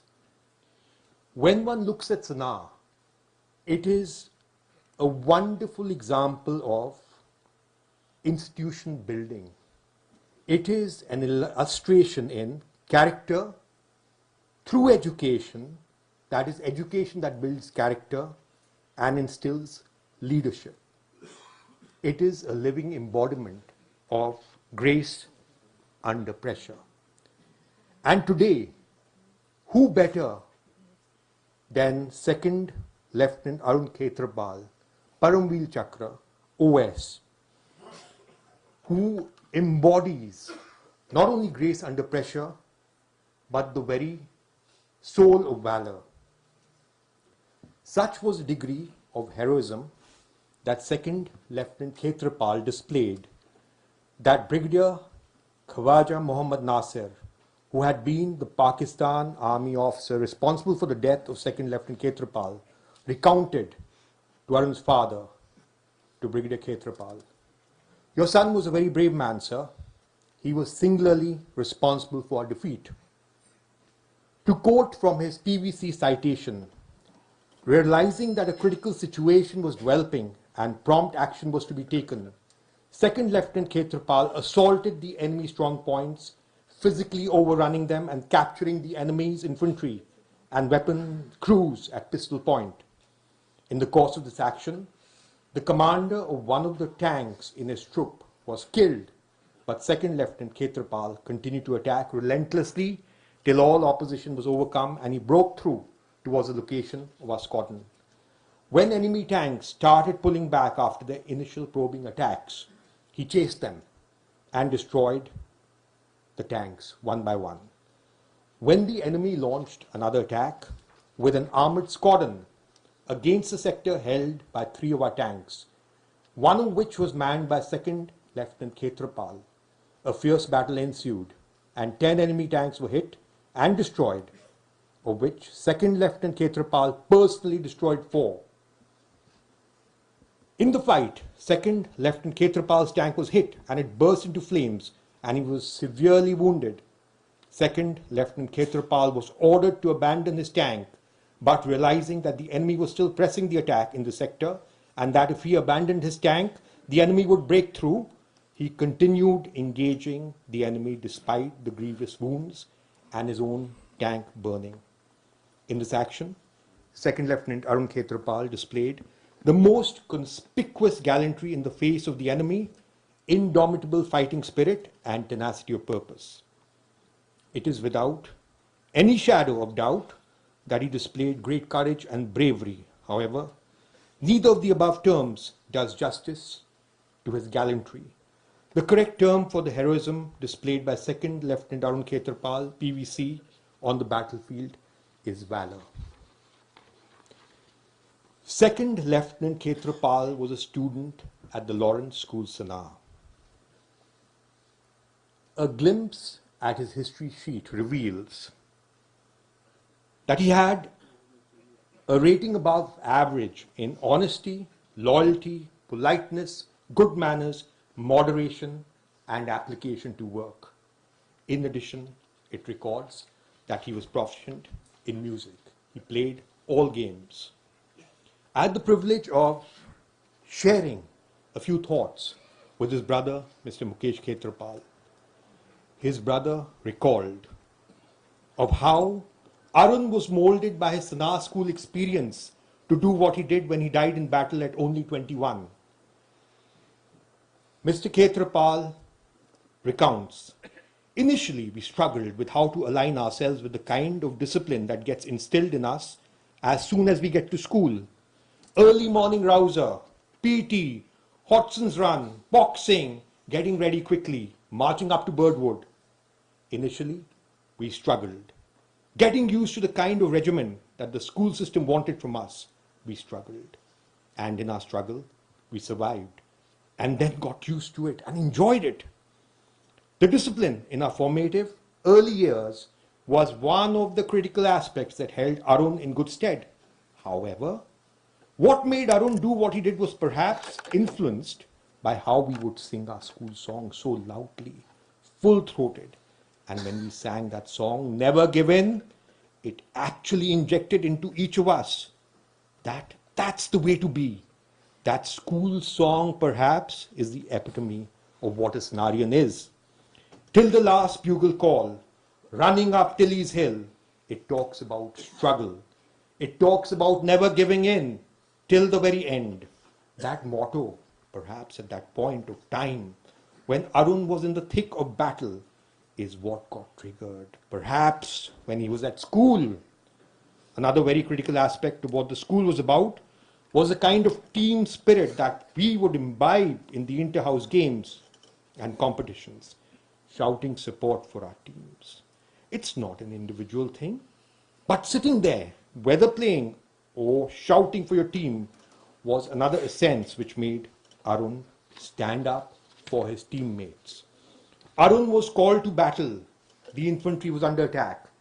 Despite all odds, he dived in, landed up at the front to protect the infantry soldier, which is all Team India. A third factor which influenced Arun was stand up for your mates, don't crib. When you played those games, if you fell down and bruised yourself or broke a bone, it was a sign of pride actually. I fell down, sprained a leg, got a scratch. We would wear it like armor and proudly feel happy that we stood up. So what if we got bruised or broke a leg? That spirit which gets so imbibed in each one of us is again a reflection of fighting for your team, for the house, for the school, and feeling proud about it. It was a given, no matter what. You would do all that was in your might as little kids. In the case of Arun, he stood up for it, and thanks to the spirit of standing up for your mates, is perhaps what made Arun do what he did. That sense of pride, that badge of honor that is Sana. And that exactly is what made Arun what he was. Indeed, it certainly was the military ethos, resilience, and emphasis on physical fitness of the school, as well as the all-round education at Sana, that played an integral role in forging not only his character and dispositions, but that of legions who have served. In time, this ethos has led to the development of an institutional culture that has shone forth in a multitude of gallantry awardees. The motto of Sana, founded in 1847, is never give in. This credo is amply evidenced by the actions of Second Lieutenant Arun Khetrapal Paramveer Chakra. This is testified to by sentiments that include, he stood at his post like a boy from Sana. The ultimate goal of education consists of character building and instilling leadership for life. The life of Second Lieutenant Arun Khetrapal is a glowing testament to the successful attainment of that goal. And it is thanks to the curricula at Sana that this and many other acts of gallantry, acts of service have been achieved. This book today, which is being released, is a labor of love that defines Sana's relationship with the armed forces. Thank you. Never given. Jai Hind.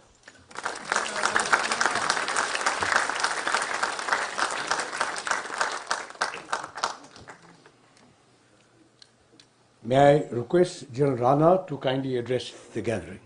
General Rana.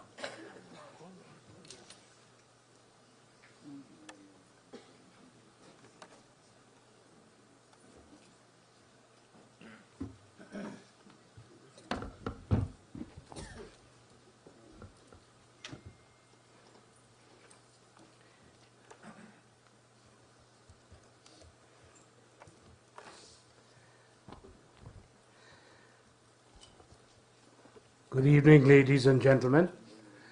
Some institutions produce scholars, a few produce professionals, but only the rarest institutions shape character, the kind of character that produces soldiers, leaders, and men and women willing to serve something larger than themselves.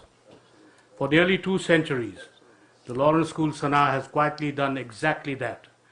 It has sent generations into the world, carrying with them not just education, but values. Duty, honor, perseverance, and service to the nation. The book reminds us that, that institutions like Sanawar do not simply educate minds, they shape lives. The Chief of the Defence Staff, Indian Army, General Anil Chauhan, Admiral Vishnu Bhagat, Air Marshal Karyappa, distinguished guests, generals, Sanawarians, youngsters over here, ladies and gentlemen, it's a privilege to stand before you at the release of this remarkable work celebrating Sanawar's military heritage. My sincere thanks to General Lalhotra for his mentorship and encouragement, and to the editorial team led by General Sandhu, General Kulpreet, and of course Sagat, who did all the footwork, creating this first of its kind TCB, as Vijay said. I speak to you today not only as a former Chief of Army Staff of the Nepali Army, but also as an old Sanawarian and as someone deeply shaped by this institution. The profound military relations between India and Nepal date back decades to the time of Field Marshal K.M. Karyappa. You can see his picture there. The first honorary general of the Nepalese army. The bond remains strong today, as demonstrated by the recent conclave of former chiefs and honorary generals of the Indian and the Nepalese army held in this very center only a couple of weeks back. You may wonder, how did a boy from Nepal find his way to Sanawar?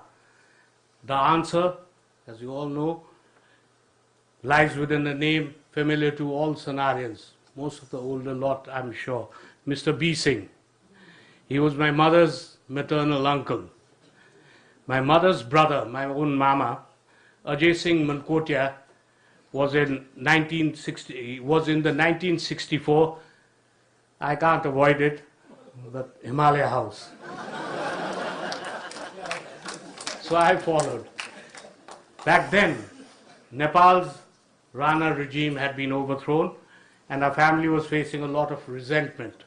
Things got worse when some of us cousins were tempted to push a boy who was bad-mouthing us into a well at school in Kathmandu. It was therefore decided that Kathmandu was not the correct or the most suitable environment for our education. And so there we were, my elder brother, Gorakh Shamsher, 9 years old, and I, just 6, sent off to an unknown boarding school called Sanawar.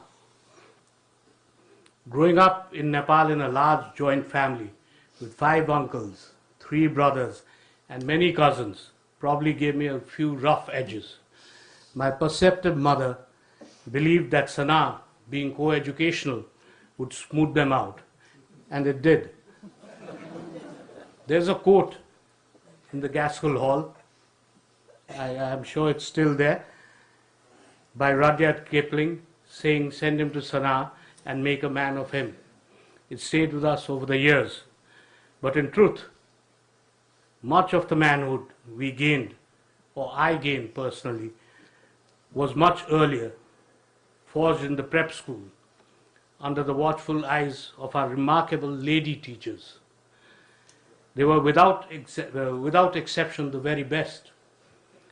The only male presence was Mr. Jagdish Ram Acharya, a PT teacher, immortal for his line, "Hey boy, too many broths spoil the cook." And then there was Mr. B. Singh, the backbone of Sanawar, whose unforgettable reprimand to so-called Himalayans are very favored yahoos still echoes in my ears. "No buts, my lad. You have no dignity, decency, discipline, or decorum." This was usually followed by an instructive dhap. Somehow, through their words and actions, we were shaped. Sanawar forged in me two enduring pillars, values and character, that have guided every decision of my life. Values represent what we consider important. They are reflected in our school motto, never give in. It speaks of perseverance, loyalty, duty, and the courage to face challenges. Character, on the other hand, defines who we truly are. It reveals how we behave when faced with adversity, temptation, or pressure. Taken together, values shape actions, actions build character, and character ultimately determines destiny. Today, the world around us is changing rapidly. Nations evolve, systems transform, and new generations bring fresh energy and ideas. A new political force, the Rashtriya Swatantra Party in Nepal, has emerged, with 1/3 of its leadership in their early 30s. The Prime Minister, Balendra Shah, an engineer and former rapper, and I can tell you he's good at rapping, will turn 36 this April. Change is disruptive, but inevitable. And as an eternal optimist, I believe it is usually for the better. Under these uncertain circumstances and ambiguous conditions, the Nepal Army has held fort, guiding the nation along its chosen democratic path. In military terms, we call this the selection and maintenance of aim. After 42 years of service, including 3 years as the Chief of Army Staff and now 10 years in retirement, observing the sense of purpose and resilience of the army I served in fills me with pride. It also reminds me that the foundations that prepared me for leadership were laid by my teachers and by Sanawar.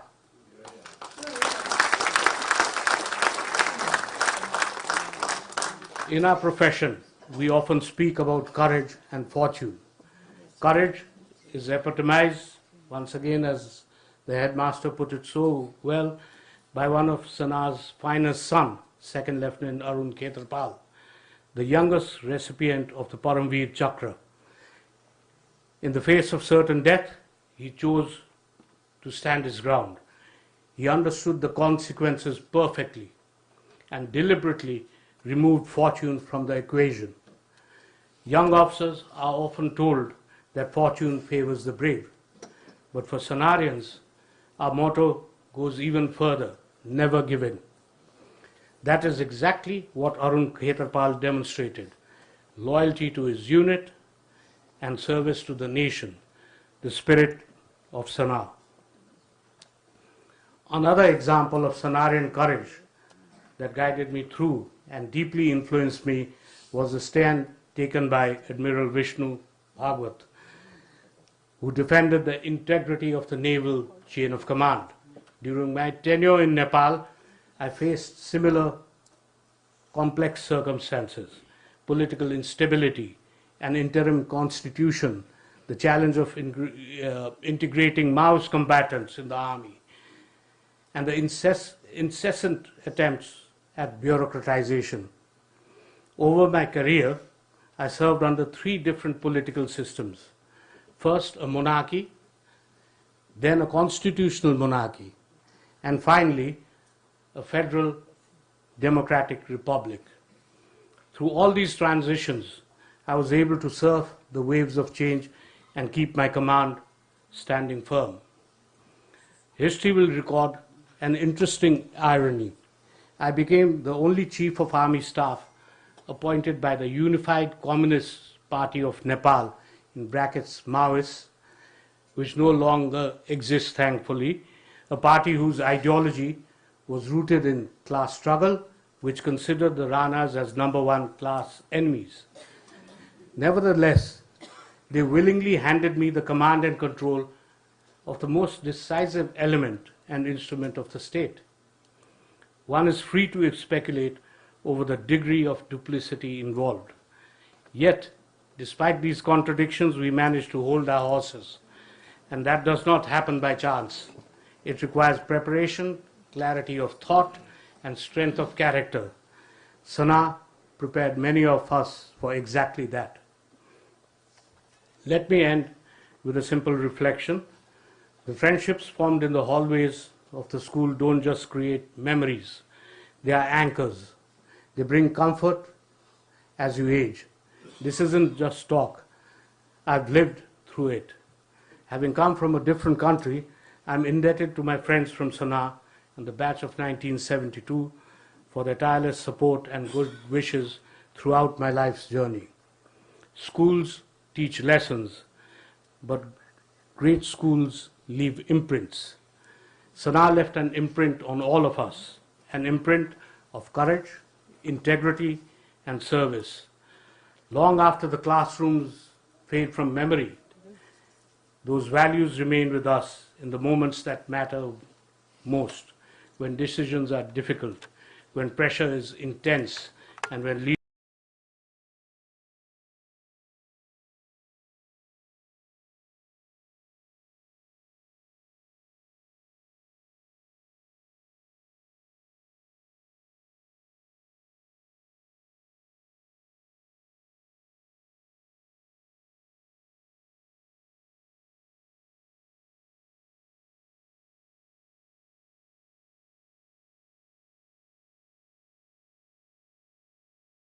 give a stage to the others. May I request the Air Marshal to kindly come up, announce your name so that you get a big, announce your house so that you get a big applause. Oh, they've given it out. Yeah.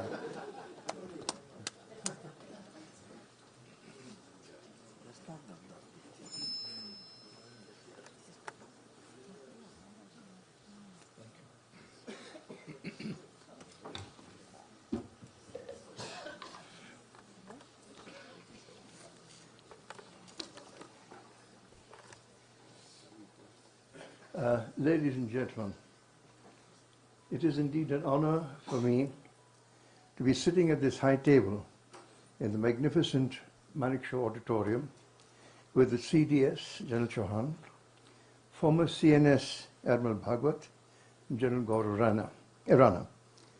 And there is incidentally a connect between the General and my OS Sanaa, Vikram, whose mother-in-law and is a niece of the General's. However, before going on with that, may I have your permission to recognize 4 Sanawarians who are around my age, in the 80s plus. There's Pradeep Rao, there is Harjeet Kochar, there is Vijay Yadav, and above all, Gurdeep Kalyan from Karnal.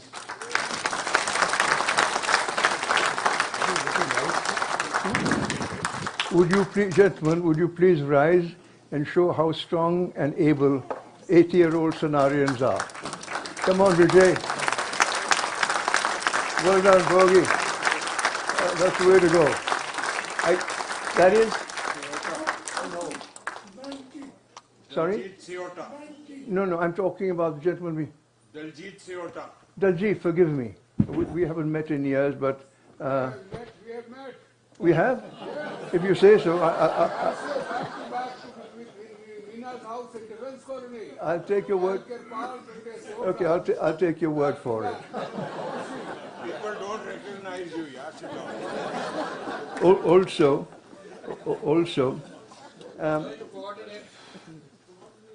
before I continue, sorry?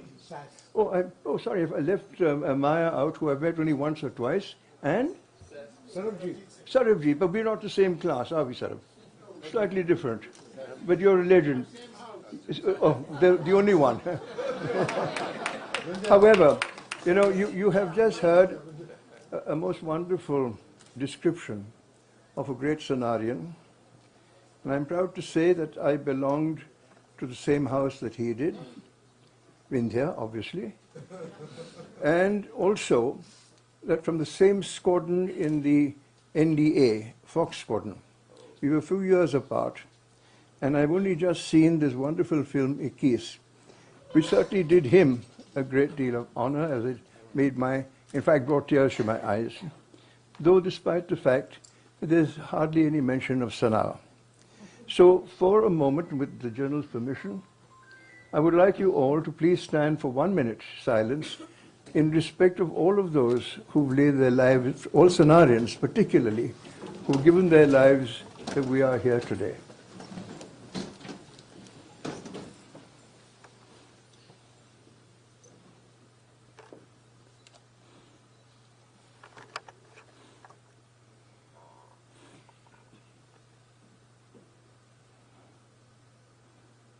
Thank you. There's flexibility in the Air Force, so 1 minute could be 30 seconds. I'm afraid, and I'm sorry to say this, that my talk this evening is not going to be as intellectual as what we've just heard from General Rana, or for that matter, my newly acquired great friend, the General on my left, General Alotra. There will also be, I'm sorry to say, some amount of repetition in what I'm going to cover. Like Admiral Bhagwat, who I haven't met in the last 25 years, on Nilufer, I belong to the class of 54. We were classmates, neither of whom graduated from the hallowed pillared halls of corridors of Birdwood. There's an anecdote relating to the Admiral, which I think he may recall, and which I shall relate a bit later. Not having done the senior Cambridge examination for Sana, I was found to be eligible to join the then JSW. I belonged to an elite group of uneducated but employed.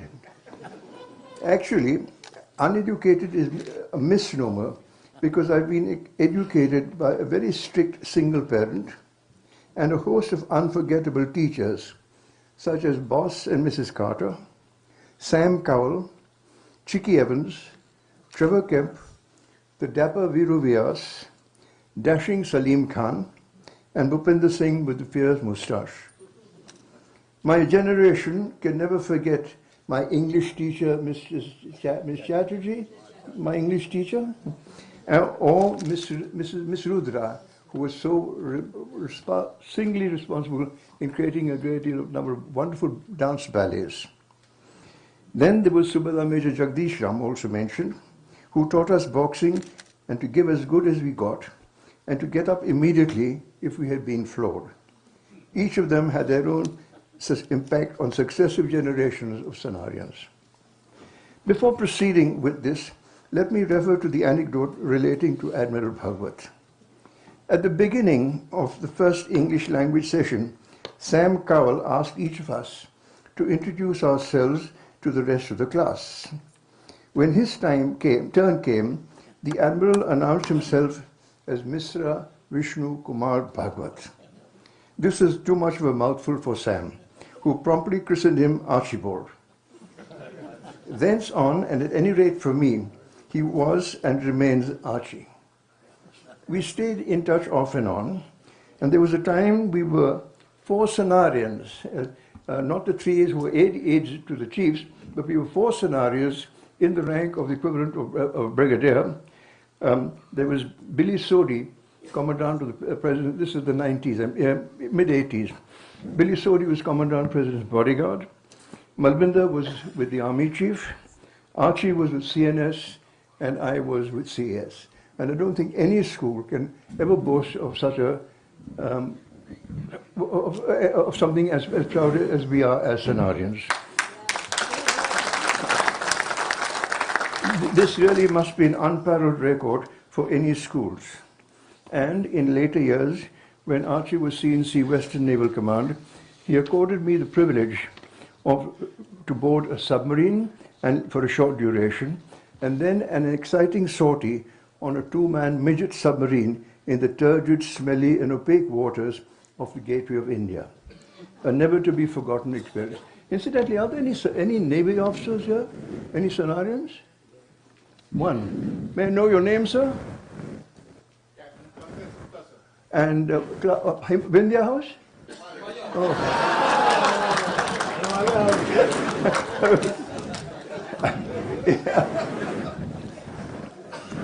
Okay.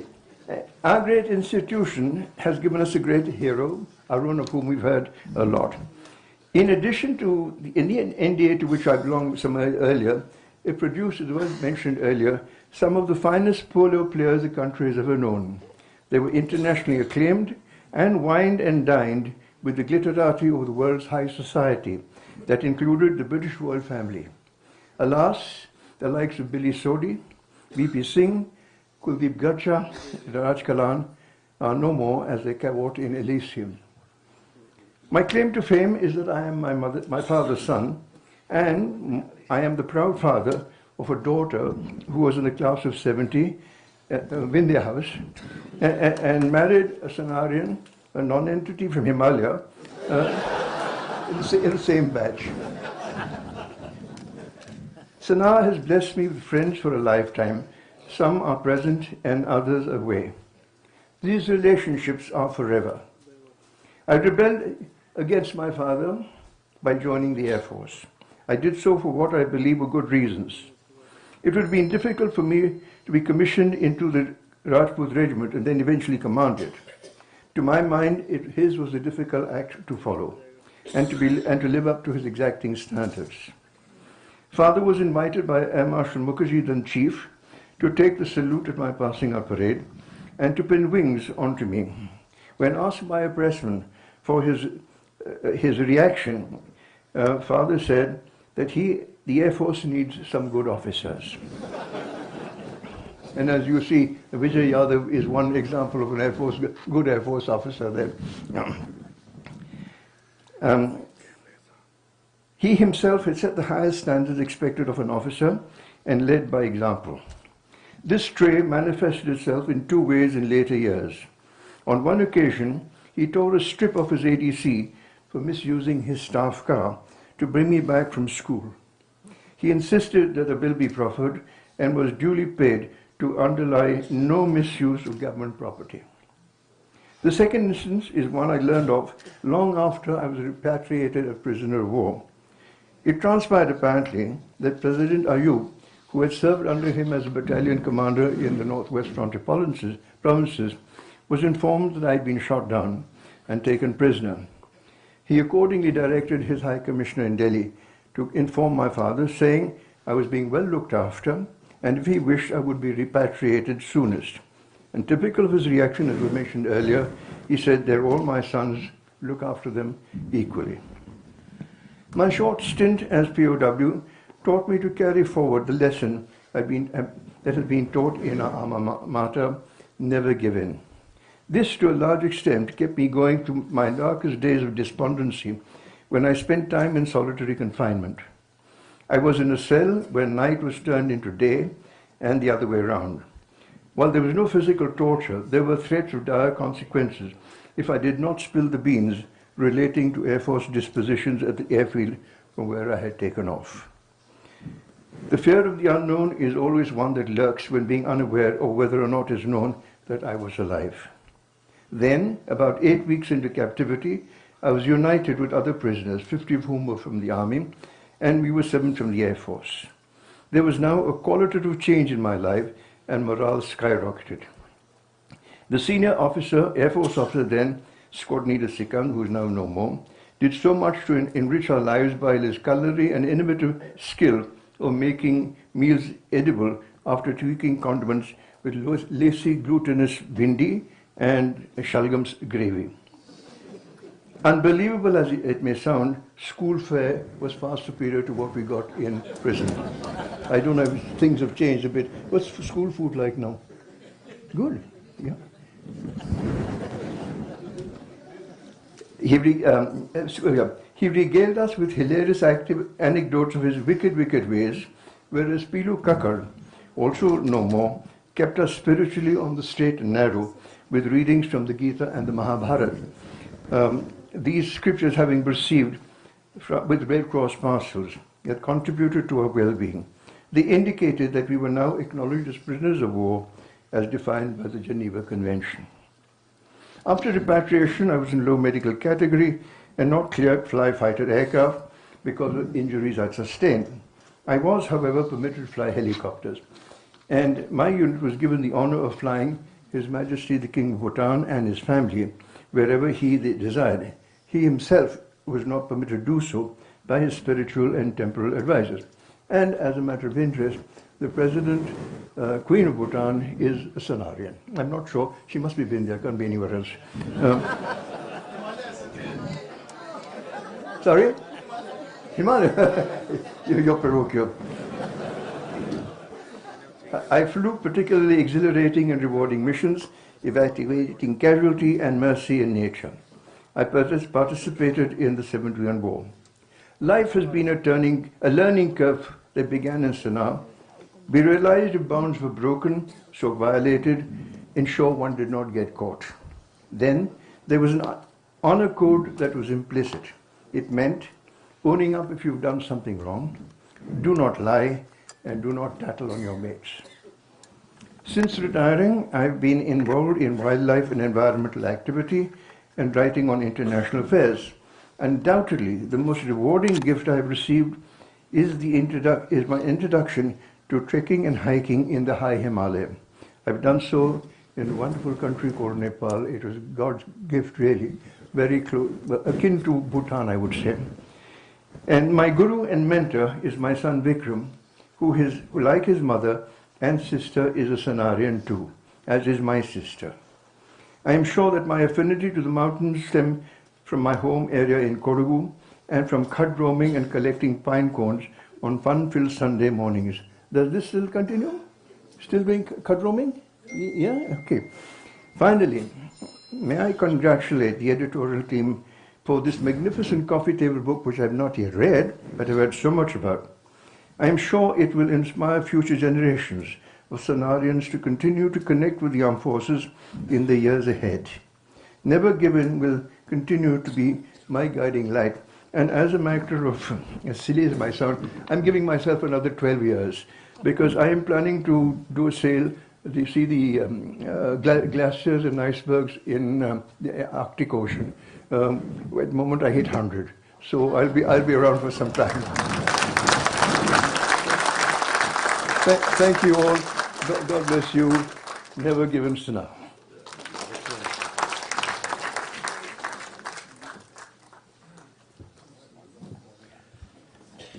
I hope the head boy and the head girl are recording these because this is the start of the coffee table book for the 200th year.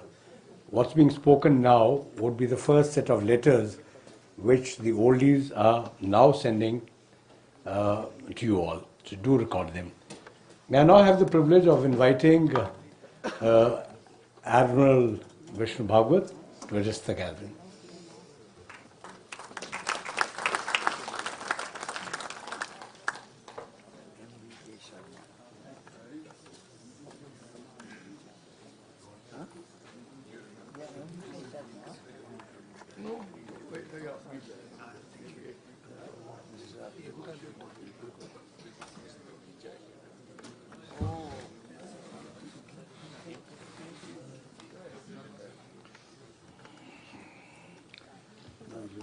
General Anil Chauhan, Chief of the Defence Staff,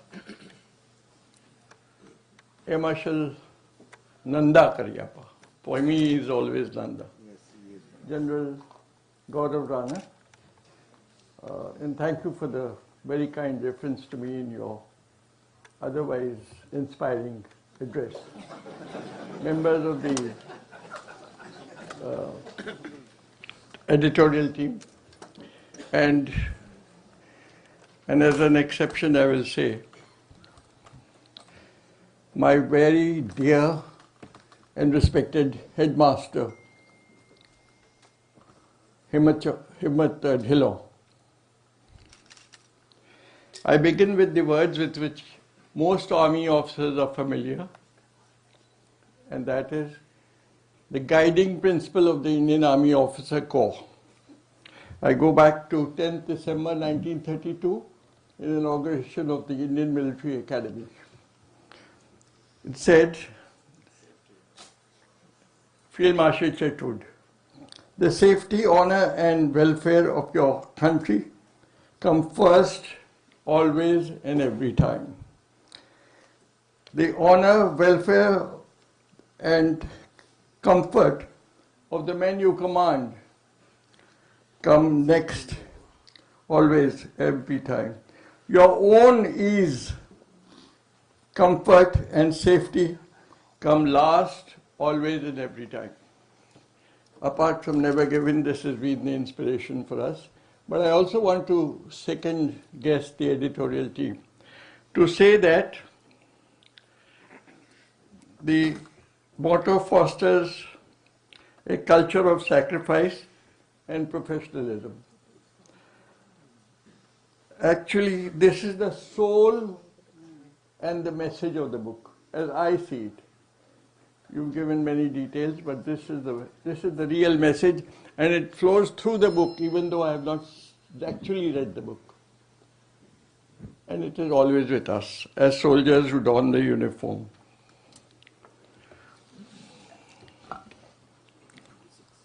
These are the most dangerous times that the country has faced, because herein lies a kind of perception which is not popular, not so popular, but this is the fact of life, that India is at the most dangerous periods of life, and you can do it, interpret it any way that you like.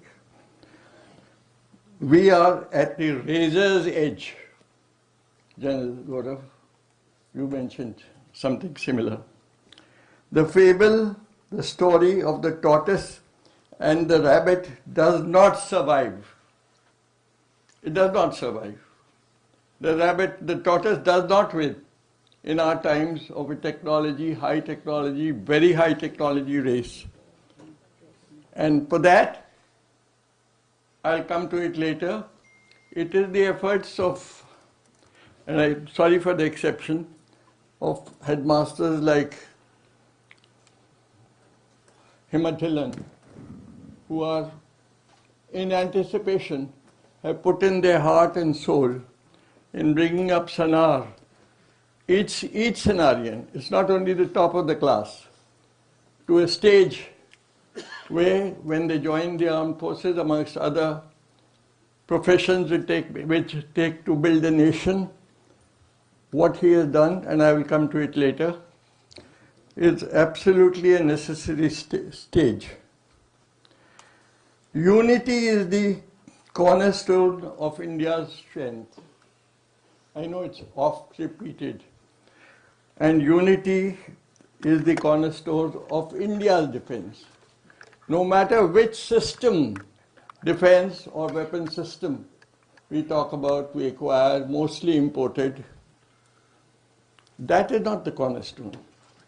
The cornerstone is unity of every citizen, every community, which is exemplified by the armed forces so far, or has been, is the cornerstone. And I want to say that that definition of unity is embodied in our Constitution of the Republic. Just read it. I don't want to tell you which article it is. But India can only defend itself and protect itself if it is united across the board as it was. And we should never forget it.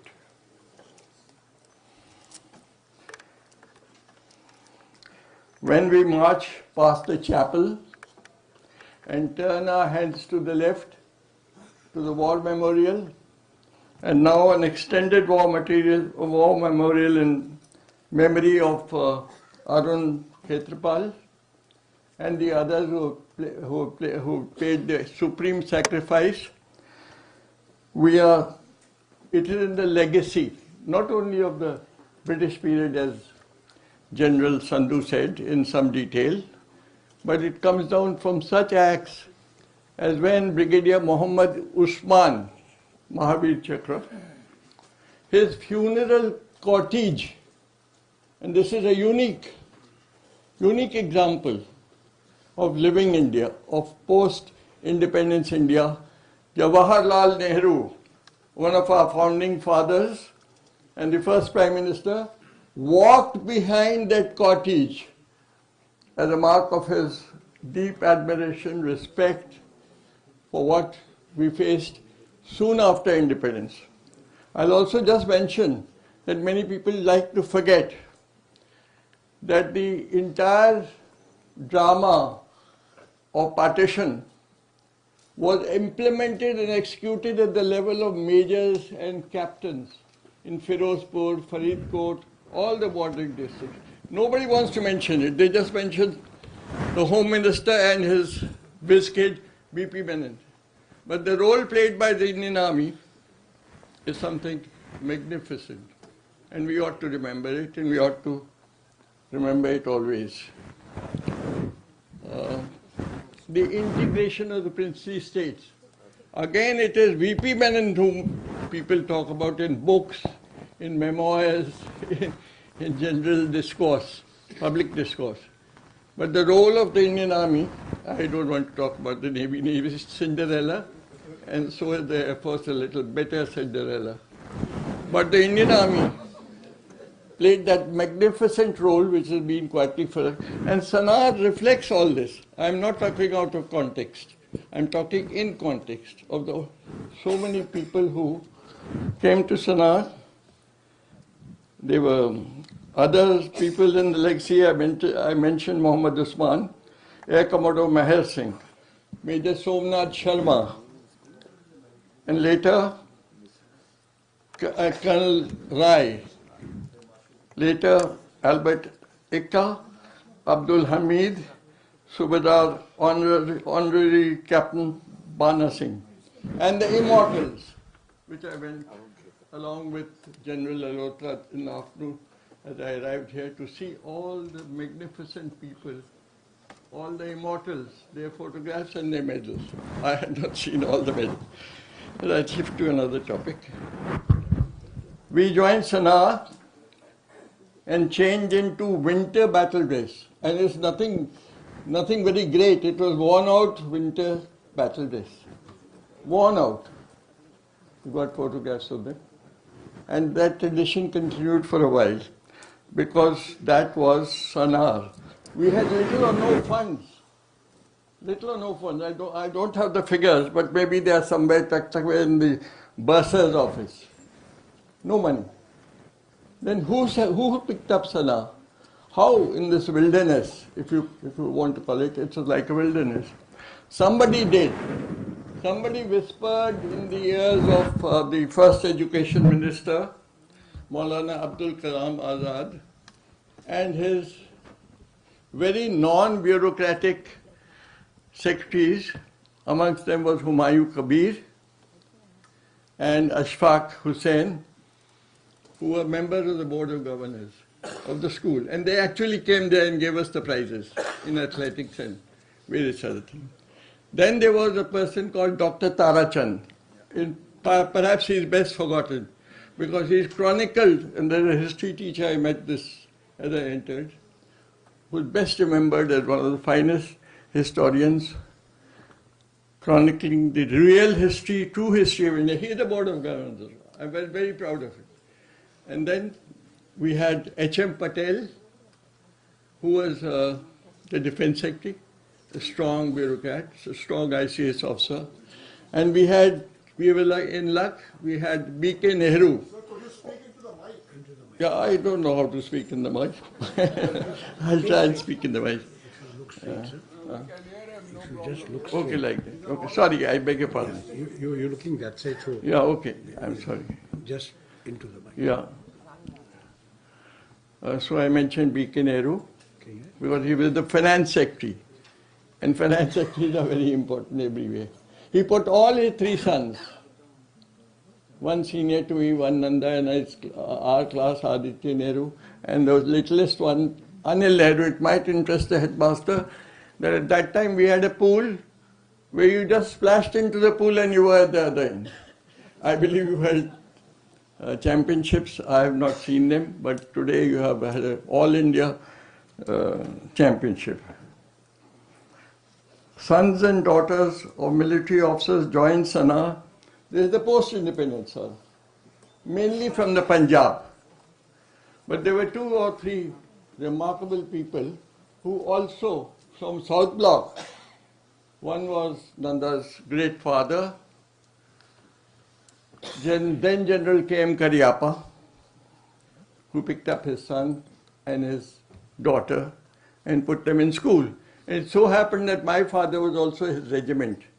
So he says, you have to put Vishnu from Dehradun to Sanawar. That's how I landed up at Sanawar.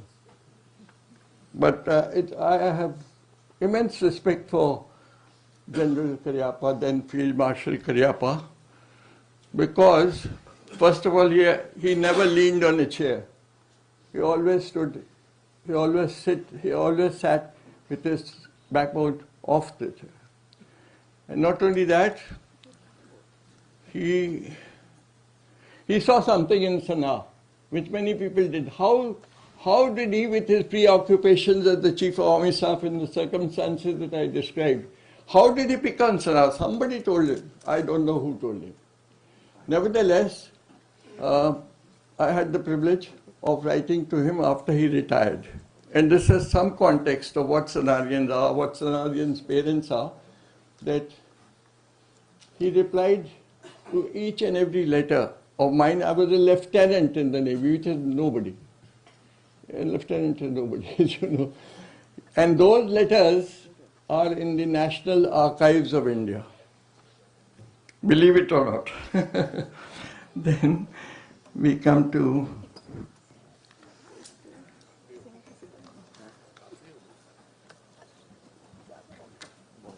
another mention, and that is a mention which is even more serious, because it came from General Sam Manekshaw, Sam Bahadur, one of the most outstanding figures in India's military history now and many years before. Because this was a war he led. It's actually a war of movement. After Duke of Wellington's campaigns in Europe, it is General Sam Manekshaw with his team, General Arora and General Jacob, who won this war in 12 days. Bangladesh is more than the size of some of the campaigns which are being led. And he not only led it, preceding it, he told what is immortal and which is abiding for people like me, who served through various chiefs. He said, no Prime Minister. He said, no Prime Minister. Then on that occasion and on many other occasions that were demanded of him, he said, no Prime Minister. We want to lose the war, that's the famous anecdote. I'll do it. But if you win the war, if you want to win the war, if you want to give birth to Bangladesh, then it's professional advice that you have to listen to. Because you're a politician. No matter how clever, intelligent, and people say Churchill was such, Stalin was such. But I don't think, I think we have to have the ability and always demand of us as professionals to say no Prime Minister or no minister for that matter. These are precious things. And I was so happy to learn that Maya is here, and she became a different person than the general, though essentially the same Maya. I would like to intrude into your area, because he had great concern for the men he commanded. Extraordinary. This rapport with not only the Gurkhas, with everybody who came with him. And Maya, of course, is a human rights person who established her own position in this country. I would like to share the opinion that General Sandhu said about General Vijay Laltoria and his team, because they have done some magnificent work, very detailed work, very painstaking, very, very committed, maybe all inspired by the same motto as we share. I've said about the immortals. I said those people who got very high gallantry awards, but also so many others who sacrificed their lives for Sanar, or who nearly sacrificed their lives for Sanar, because the same spirit, the same inspiration, the same same things which have been talked about the earlier speakers, particularly General Gaurav Rana, about our school, are relevant and will always be relevant. I'll just close up.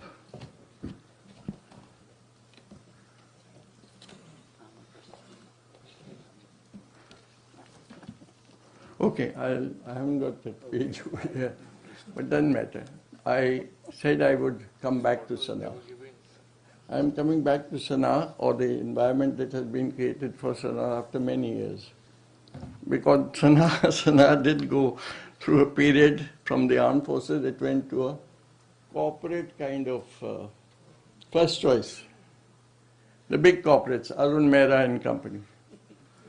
But what I want to say is I want to pay my own respects, my great respect for the teachers of Sanawar as a team. In my time, and now better than ever before.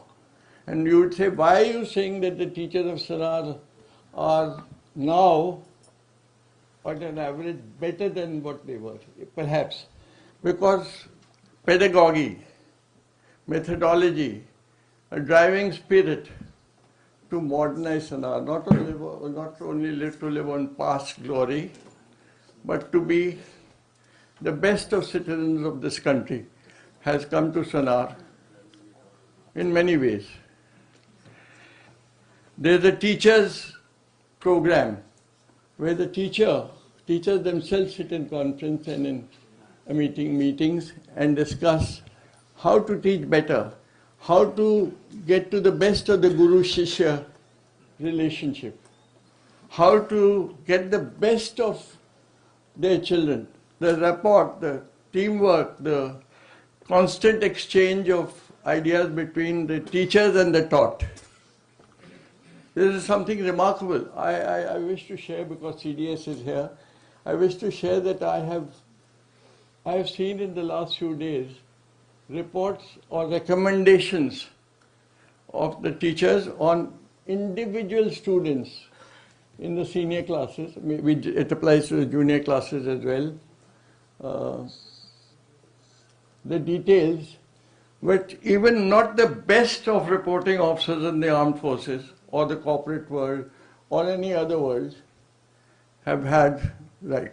What that means is translates into a living relationship in Sanawar between the teacher and the student and the teacher. Such details are absolutely amazing. For 3-4 days I was completely stunned.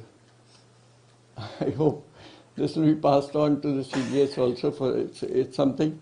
Because of course in the civil services, and there are some Sanawarians who are in the foreign service, they all say outstanding officer. It doesn't mean a thing. Everybody is an outstanding officer in the civil services. These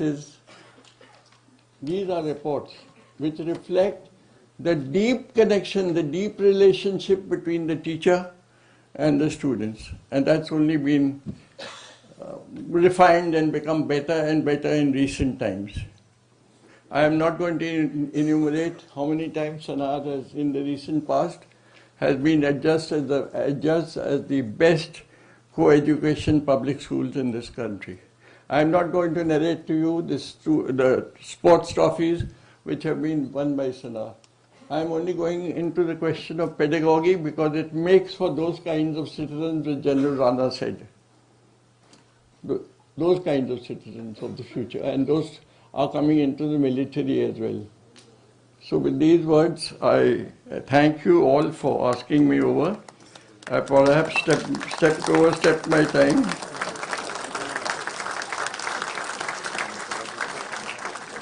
As Mrs. Bhagwat is always pointing out to me, I have left some of the details. But there is no doubt in my mind,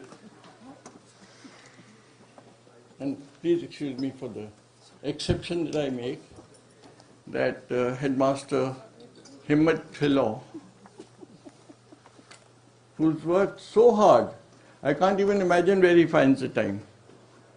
to bring up Sanawar to an international level of teaching, of pedagogy, to get that recognition from United Nations agencies for that purpose, because I don't think it was in your time that this was so. So I have nothing else to say except to say how grateful I am to the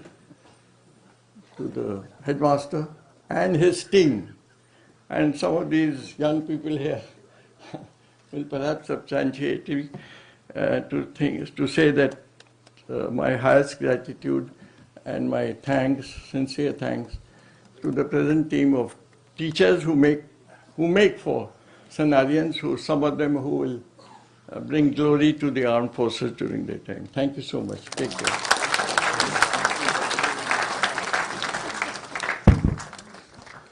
So, ladies and gentlemen, we're coming more to the close of the session. It's been a little long one, and I'll bring the focus back onto the coffee table book. The story I started in the beginning, the ghost train at Chandigarh. While we were enacting that in 1971, young boys and girls from Sanawar, Chandigarh were doing their duty to the military. Old Sanawarians in uniform were scripting a glorious chapter in military history. Second Lieutenant Arun Khetrapal, PVC posthumous, fought on gallantly, refusing to abandon his tank as his gun was still firing, while Major Vijay Ratan Yadav, MVC, posthumous, Major D.S. Pannu, VRC, posthumous, his brother, the former bursar at Sanawar, and a sword of honor. He is present, I notice he's seated over here. Major Amarjit Singh Bal, Mahavir Chakra, Major Bini Shegal, VRC, and many more were following in the footsteps of their seniors at Sanawar, like Lieutenant Yograj Palta, VRC posthumous, who had set an example during the 1962 Sino-Indian conflict. With this, I invite the CDS for his remarks.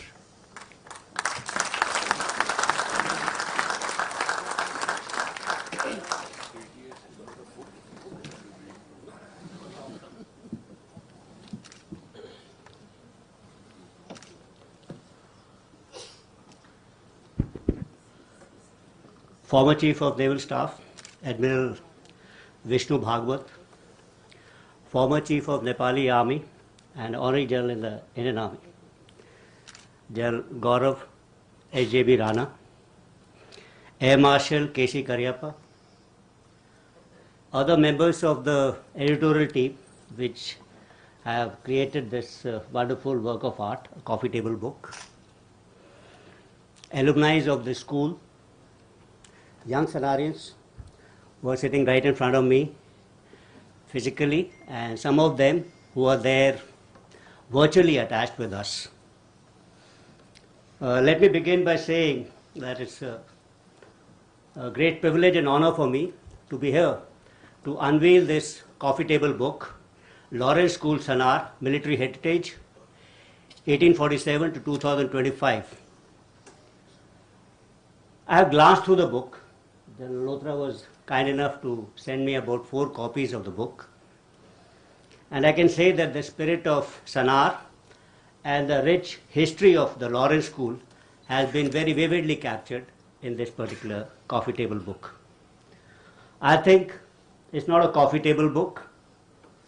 It's a work of art. It's a souvenir worthy of possession. And my compliments to all those who conceived it, conceptualized it, created it, composed it, and crafted it. The unveiling of the coffee table book today is a reaffirmation of an institutional legacy that has, for almost 2 centuries, worked towards providing leadership not only to the armed forces of India, but also in other fields of national importance. Let me actually begin from where Admiral Vishnu Bhagwat had left, that we are all living on a razor's edge. let me talk about what's happening actually around us. I think we're all passing through an era of great disruption. International geopolitics is in a great flux. We are all living in a great period of uncertainty. All of us are affected today by the need for physical security, financial security, food and energy crisis, inflation, jobs. Conflict seems to be nearer to us. It may not be our war, but it looks like it's our war because it affects us all. So in situations like this, a nation's strength depends on institutional depth, leadership credibility, technological competence, and societal cohesion. It's here that institutions like Sanar acquire relevance. I spoke about the rich military heritage of Lawrence School. The spirit of the school echoes in the consciousness of people who don uniform like me. And the story of Sanar is inseparable from India's defense forces. Sanawarians have been part of this trajectory of our military evolution, may it be from the trenches of which we had a couple of letters read out in distant lands, to icy heights of Himalayas, to contribution in epic battles like the Battle of Basanta. Many have been decorated, many are, as General Alotra said, below the soil. I may add that the acts of gallantry do not occur randomly on the battlefield. It's a manifestation of values cultivated before one is deployed actually on the battlefield. And again here, institutions like Sanar count, they make the difference. I am not a Sanawarian, but I am quite impressed by the school's motto that never give in. I think it's very apt and relevant. It's not only a guiding light for physical effort actually of not giving in, but also psychological and moral battles that goes on within one's mind. Little Hart, a captain who taught journals, had said that loss of hope rather than lives has decided the outcome of many a battles. Helplessness induces hopelessness. Hence, never, never give in. It's good to remember that a bend in the road is not an end of the road. Okay? Manzile और भी होती हैं. And destiny is not a matter of chance, but it's a matter of choice. One has to achieve it through hard work and sustained hard work. Maybe the whole spirit of this is captured in the Hindi couplet, which I'll recite now. मिल सके जो आसानी से उसकी ख्वाहिश किसे है, जिद तो उसकी है जो मुकद्दर में लिखा नहीं है. Aspire to be the best, always aim high and set a higher benchmark. Let me talk about change. I think the principal had mentioned about change. I think the Sanawarians will not only be enablers and catalysts for this emerging Bharat, but will also be the beneficiaries, because people are still young, of this great renaissance of this Viksit Bharat when Sanar celebrates its 200 years of its inception. This all is encapsulated in the vision of being a Viksit Bharat. It's a golden opportunity, and we must bring the change that we always have wanted to see. We must implement fresh, innovative and out-of-box ideas, and you will be the torch bearers who will take India to the pinnacle of success and glory. But I must remind you all that change also is associated with discarding the old before you adapt the new. In the army, there's a saying that it's difficult to get an old idea out of the mind than getting a new one inside. Discarding is always difficult. It has to be made a creative kind of an activity to brace up to this new world, which Admiral Bhagwat mentioned, that we are living on a razor's edge, we have to learn, unlearn and relearn, and have to start this process faster and faster again. And we may have to be creatively destructive. Looks like an oxymoron, but that's how I think life will be in future. Destruction and discarding has to be creative. There has to be continuity in something good which institutions have, and we have to create something new. This all is similar to the cycles of Hindu mythology, in which the cycle of Brahma, Vishnu and Mahesh, where Brahma represents creation, Vishnu represents preservation, and Mahesh represents creative destruction. For all you young students, you will all have to be Brahma, Vishnu and Mahesh all simultaneously. Young Sanawarians, you inherit not only a proud history, but a demanding future. It's time to stand up and be counted. You will have to excel in whatever you do or whatever you choose to do. If you wear the uniform, you will defend the sovereignty of this country. If you build enterprise, you will strengthen economic resilience of this nation. If you enter public service, you will fortify institutions and policies. If you pursue science and technology, you will enhance national capability. Nation building is not a singular pathway, it's a collective enterprise. And India, that's Bharat, needs officers of courage and citizens of significance. One more advice always follows, that is, follow the principle of simplicity. Never forget that simplicity is the ultimate sophistication.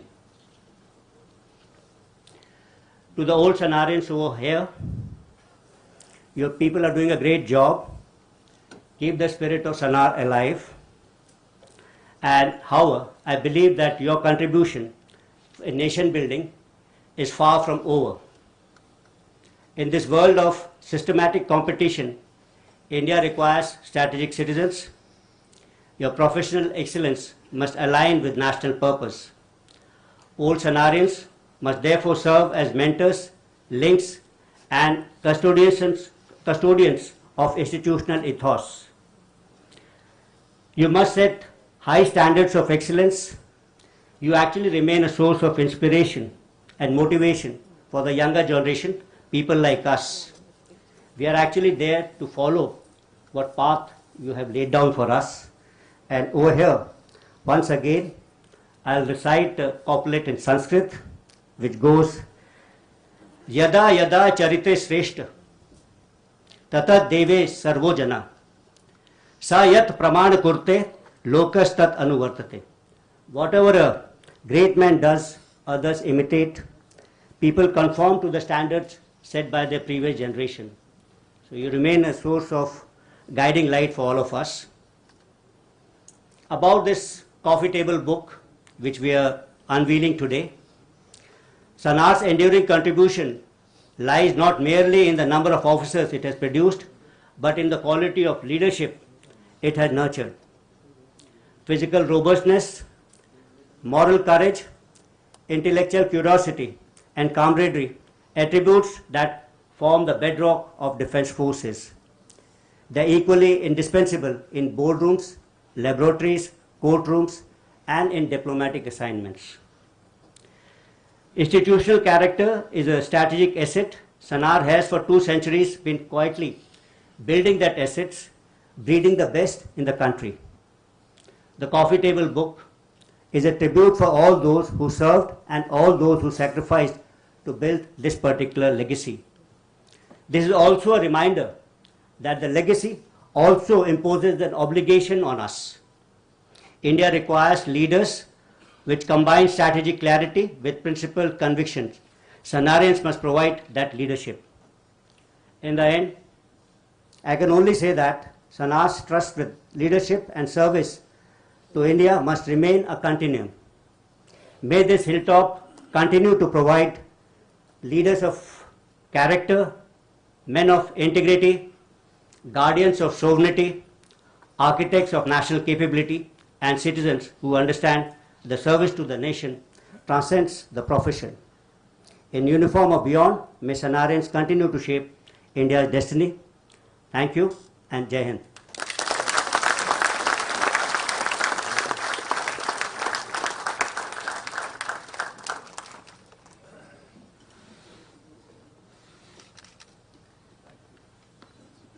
Ladies and gentlemen, I have a small announcement. We got a message of an old Sanawarian who was into sports, won the rally for 5 consecutive years. An old Sanawarian, Hari Singh, Nilgiri, 1985. Unfortunately, he met with an accident while on a water sport in Maldives, and he's missing at the moment, and we pray for his good health and his recovery and rescue.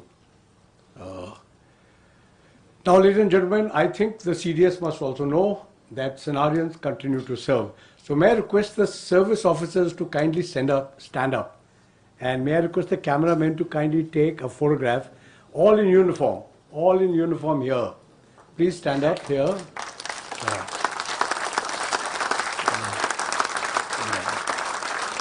There are many more asked, how can we come? I said, look, I can ask the CDS and I can request him to come here for the inauguration, but I can't ask him for a TD. TD means a temporary duty. So, guys, thank you so much. I know you made an effort. Please be seated. We're now coming, another good news, a good announcement is that Sanawarian, wherever he is, if something related to Sana is happening, he comes here.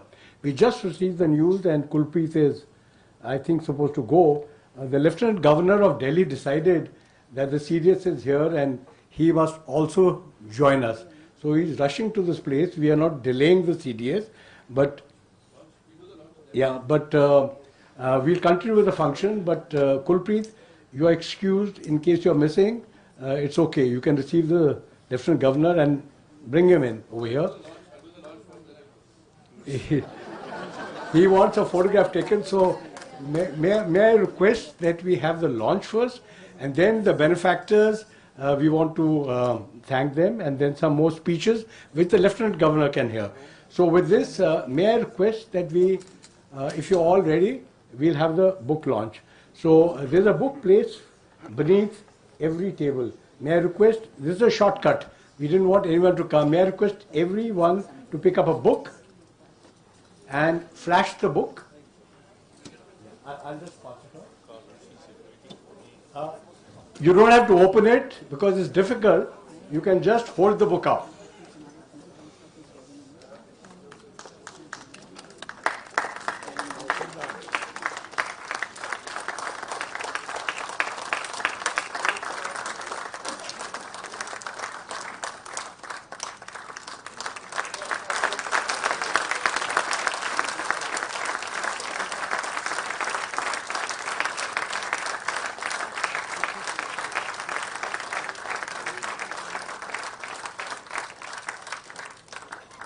Thank you. Kulpreet, I think you can receive the Lieutenant Governor. Mr. Pandey, you'll have to, I think we can make some space for him in that chair. Yeah. Ladies and gentlemen, we'll continue with the program. We're coming to an end. There are no more speeches, except the little boys and girls are about to sleep off because they've been awake since 4 o'clock. They've got to say a few words. But before that, Sagat, can we request for a vote of thanks?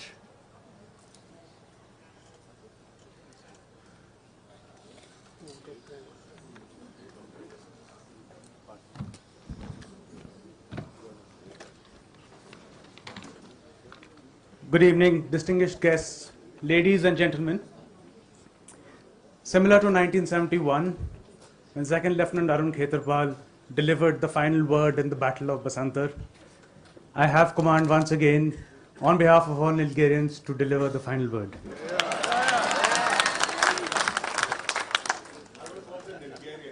That's right, sir.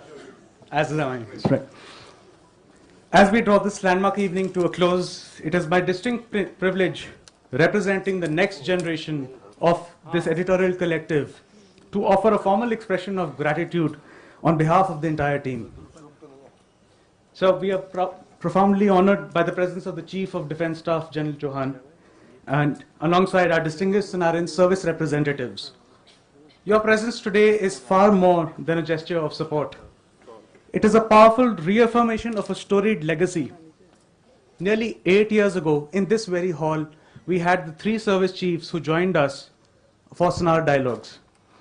It espouses the values of service first, a legacy of 178 years of Sanawar.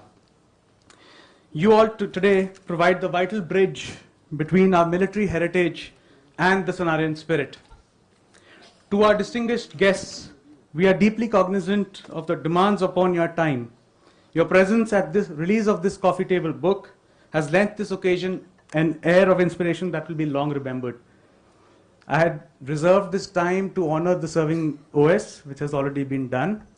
But in extension of the Nilgirian spirit, I'm very pleased to announce that just this evening I've learnt Flight Lieutenant Ajay Beer, also a Nilgirian batch of 2017, has very recently been commended by the Chief of Air Staff for a safe recovery of a flight in emergency. So Nilgiri House is still fighting fit.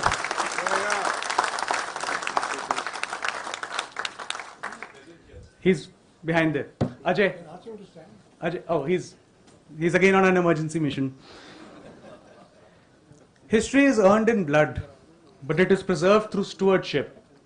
Our vision for this publication would have remained but a dream without the steadfast support of our benefactors. To our donors, you have done more than fund a book.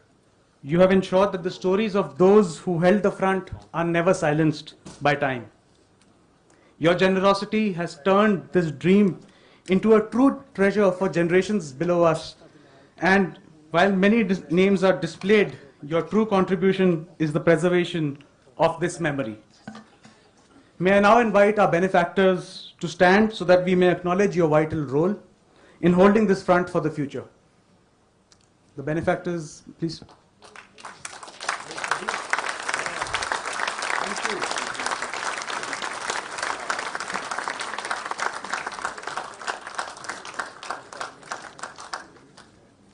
A special word of appreciation must go to Mr. Mehra, batch of 1972. Your instrumental role in bridging our aspirations with the support of our patrons has been invaluable. We also extend our thanks to our publishers, HarperCollins and Archana Printers for their superb craftsmanship, as well as the headmaster and staff of Sanawar, for whom you have played a very enabling support and been central to our journey. The seamless execution of this evening is a credit to the director of the Manekshaw Centre and his dedicated staff, who have been professional and served as the invisible hand, ensuring that the grace and decorum of this event have been maintained. Thank you once again. Now, on a personal note, I wish to thank the veteran Sanawarians and their families who opened their hearts and homes to share their stories with us. This shared heritage lives beyond the battlefield. It is a legacy earned in blood, sweat, and tears. The weight of history is carried by those amongst us tonight. When I see fellow old Sanawarians, Mr. Khetarpal and Mr. Chaudhary in the audience, I'm reminded of a singular moment of 1971. Ladies and gentlemen, I want you to picturize the minefields of before the Battle of Basantar. Major Vijay Ratan Chaudhary, leading his company of engineers behind the troll tanks of 7 Cavalry. From their cupolas, the follow-on tank commanders from the Pune Horse and Hodson's Horse, some of them are sitting here, they signal a thumbs up to Major Chaudhary as they pass his vehicle safe lane.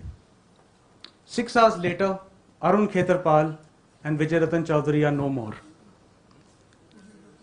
They died in the same area, under the same flag and fueled by the same Sanawarian spirit.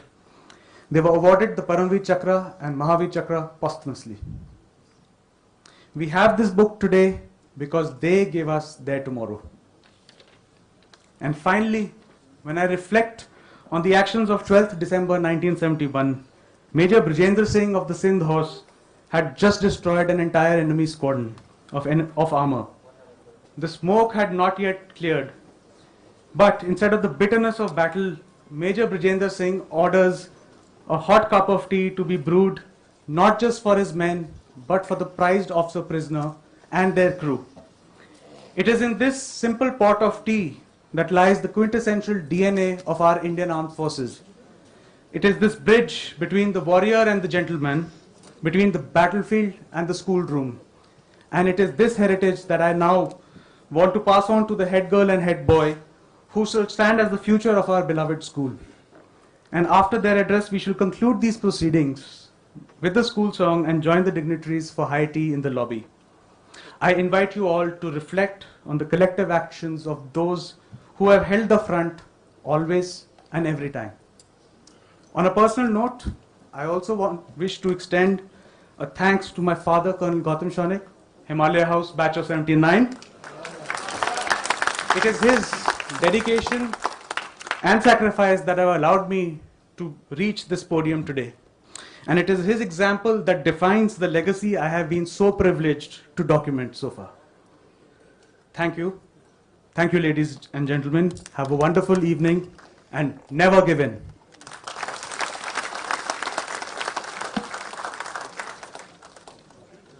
Ladies and gentlemen, a few minutes back I just mentioned His Excellency, the Lieutenant Governor of Delhi would be here shortly. We have Mr. Taranjeet. He just walked in. May I request you all to give a big hand. Sir, may I request you to come in?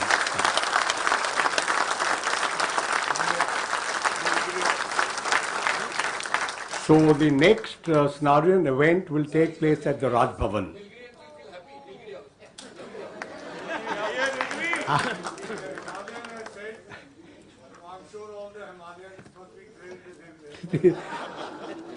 So we, Lieutenant Governor sir, we have got a head boy from Nilgiri House to welcome you.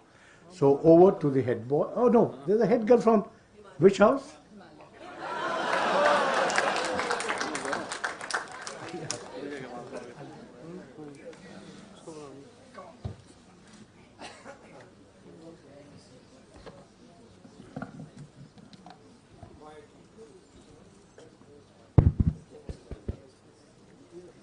Good evening to all present. Both Shradhan Singh, the head boy, and I have been given this rare opportunity to say a few words after a vote of thanks. This only reflects that nothing at Sana comes to an end or a stop. In fact, it's always a yet another beginning. Today, we woke up at 3 a.m. at Sana and drove directly to this beautiful venue, reaching here at noon. A very warm welcome and an intensive briefing by the editorial team followed. To be honest, we were not only overwhelmed by the grandeur and ambience of this beautiful place, but during the last hour and a half have experienced something words cannot describe. Throughout history, profound thinkers have recognized the immense value of reflecting on the past. Their words serve as powerful reminders of how crucial it is to derive insights from both our heritage and the broader tapestry of events of an organization that we live in or grow up in. As a large number gathered here are from the forces or connected to them, let me quote a wartime Prime Minister and a former army officer who had his grooming in India. Winston Churchill articulated the necessity of reading history beautifully, stating, "The farther backward you can look, the farther forward you are likely to see." In the short window of time, before we got on to our ushering duties, we did get a chance to browse through the beautiful coffee table book. To General Sandhu, Lalotra, Kulpreet, and Mr. Sagat, on behalf of the school and my own behalf, I have only 2 words to say. Thank you. The 4 of you are leaving behind an encyclopedia for generations to come at Sana. Exposing us to our past is not merely revealing us to a bygone era, but a vital lens through which we can perceive our present selves. Engaging with our rich heritage will allow us to develop a deeper sense of self-awareness and shape our beliefs and perspectives. The Lawrence School Sanawar Military Heritage 1847 to 2025 brings parables and stories to create an indispensable guide to personal growth and character development for not only Sanawarians, but for all who believe in being the metaphors for victory. This is truly not merely a coffee table book, but a treasure map of life, which each Sanawarian must possess. Thank you. Over to Shraddhan.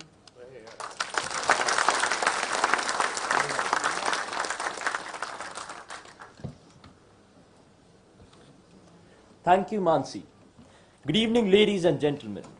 Just for your information, both Mansi and I are enrolled in the science stream and study mathematics. So let me present a few facts about the just released magnum opus Mathematically. I will request you all to keep saying never given when I raise my right hand. The coffee table book has 410 pages, 30 pre-pages and 173 digital pages, a total of 613 pages.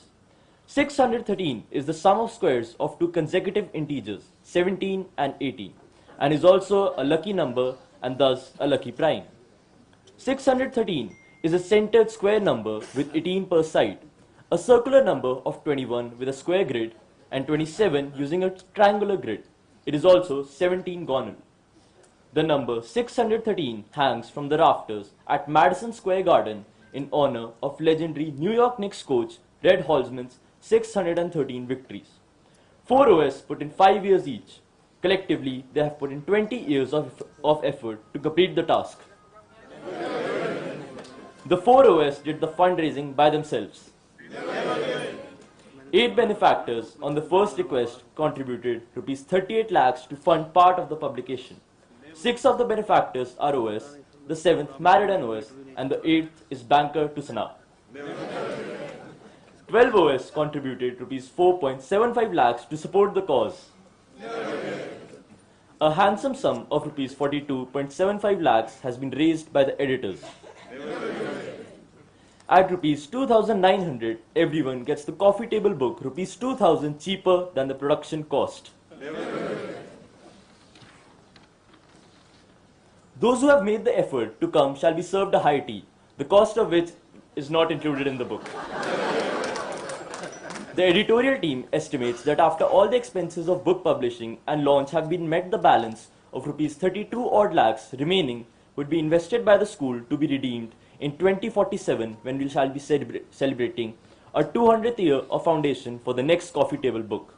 A conservative amount of Rs 32 lakhs invested would be Rs 1.12 crore at 5% interest. Now, I shall not stand between you and the tarts, cakes and coffee. Do enjoy them in the lobby before you leave. May I request you to kindly stand to attention and join us in singing the school song.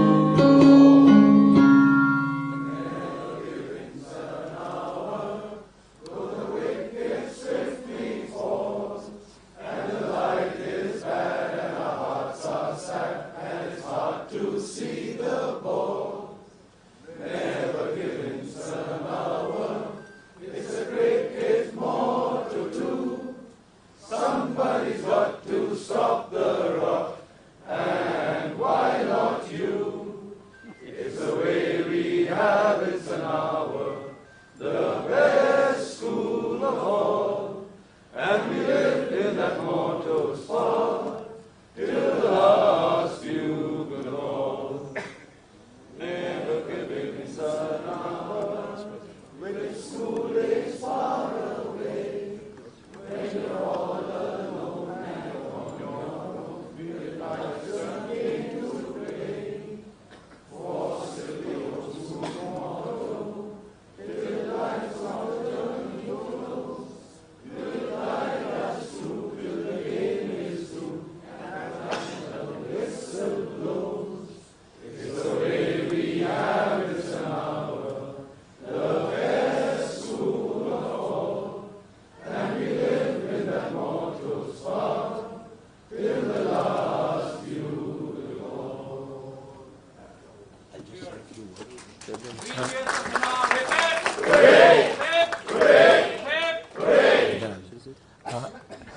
Just be seated. There are just two announcements. Kindly be seated. We have, this is what happens when we don't rehearse. When we meet here directly, we have one thing which is missed out is the three benefactors to come up onto the stage. We have right now Joshna, Vivek, and Rahul. Maybe request you to come up onto the stage. No, this is part of the. I know you don't want to come up. There's a coffee table book to be presented and a photograph to be taken. You buy the book, but get a photograph here with the CDS. Yeah. The editors have also bought a book, so it's okay. Kulpreet, can you request the CDS to kindly do the honors? Yeah. Just bring the book.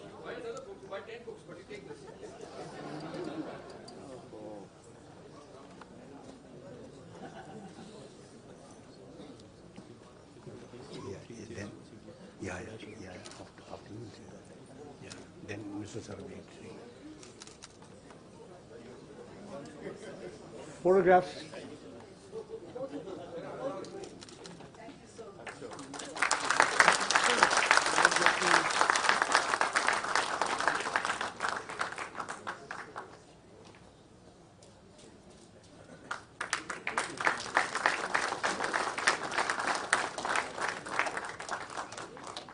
Jesse Bhattal is in Japan, so he's not been able to make it. Kiran is traveling abroad. Puneet was to come. He's down with viral, so he had to cancel his visit here. Rest all are here. May I now request, General Sandhu to present a book to the CDS.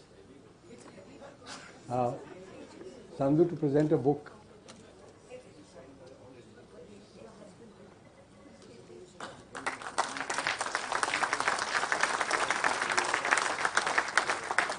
May I request His Excellency, the Lieutenant Governor, since he's made this special effort, despite all his engagement, he's come over here. He did get to hear the head girl and the head boy. May I request Mr. Taranji to please come up onto the stage and receive a book.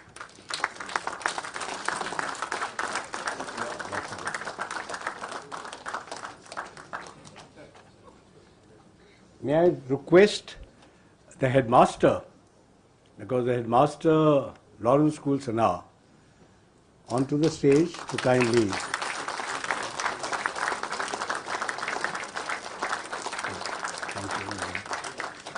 You're going to come that side for a photograph.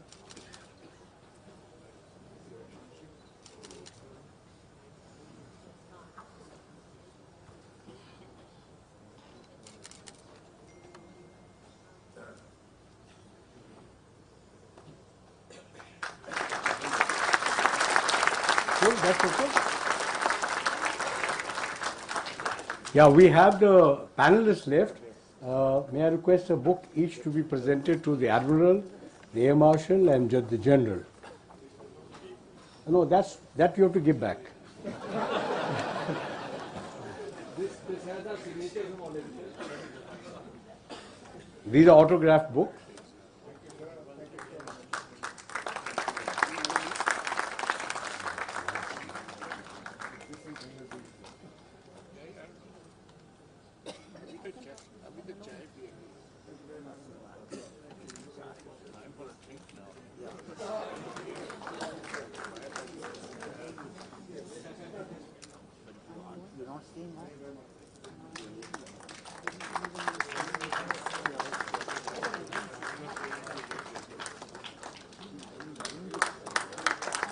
Ladies and gentlemen, we have definitely overshot the time, and I'm sure you would have enjoyed it. Over to the head boy. He says, please move out. Please join me in saying 3 cheers for the CDS. 3 cheers for CDS. Hip hip! Hooray! Hip hip! Hooray! Hip hip! Hooray! Ladies and gentlemen, one last announcement. May I request all to kindly remain at your seats and let Mr. Sarabjit Arjun Singh leave, followed by the CDS, panelists, and the families and the benefactors. Never give in.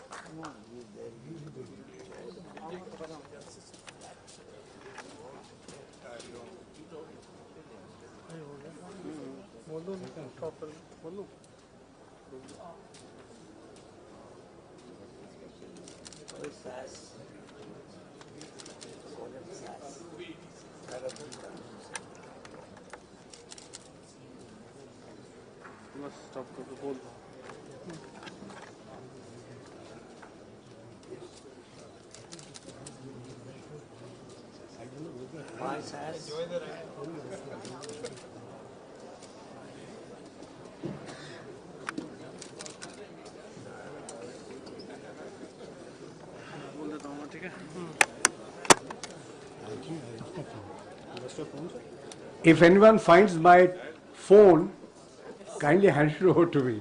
It's gone somewhere.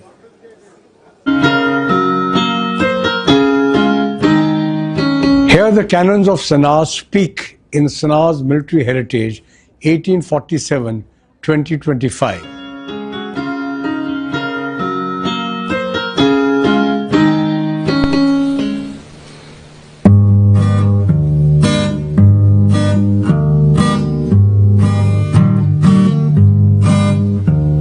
We are the Canons of Sanawar, but how many know who we really are?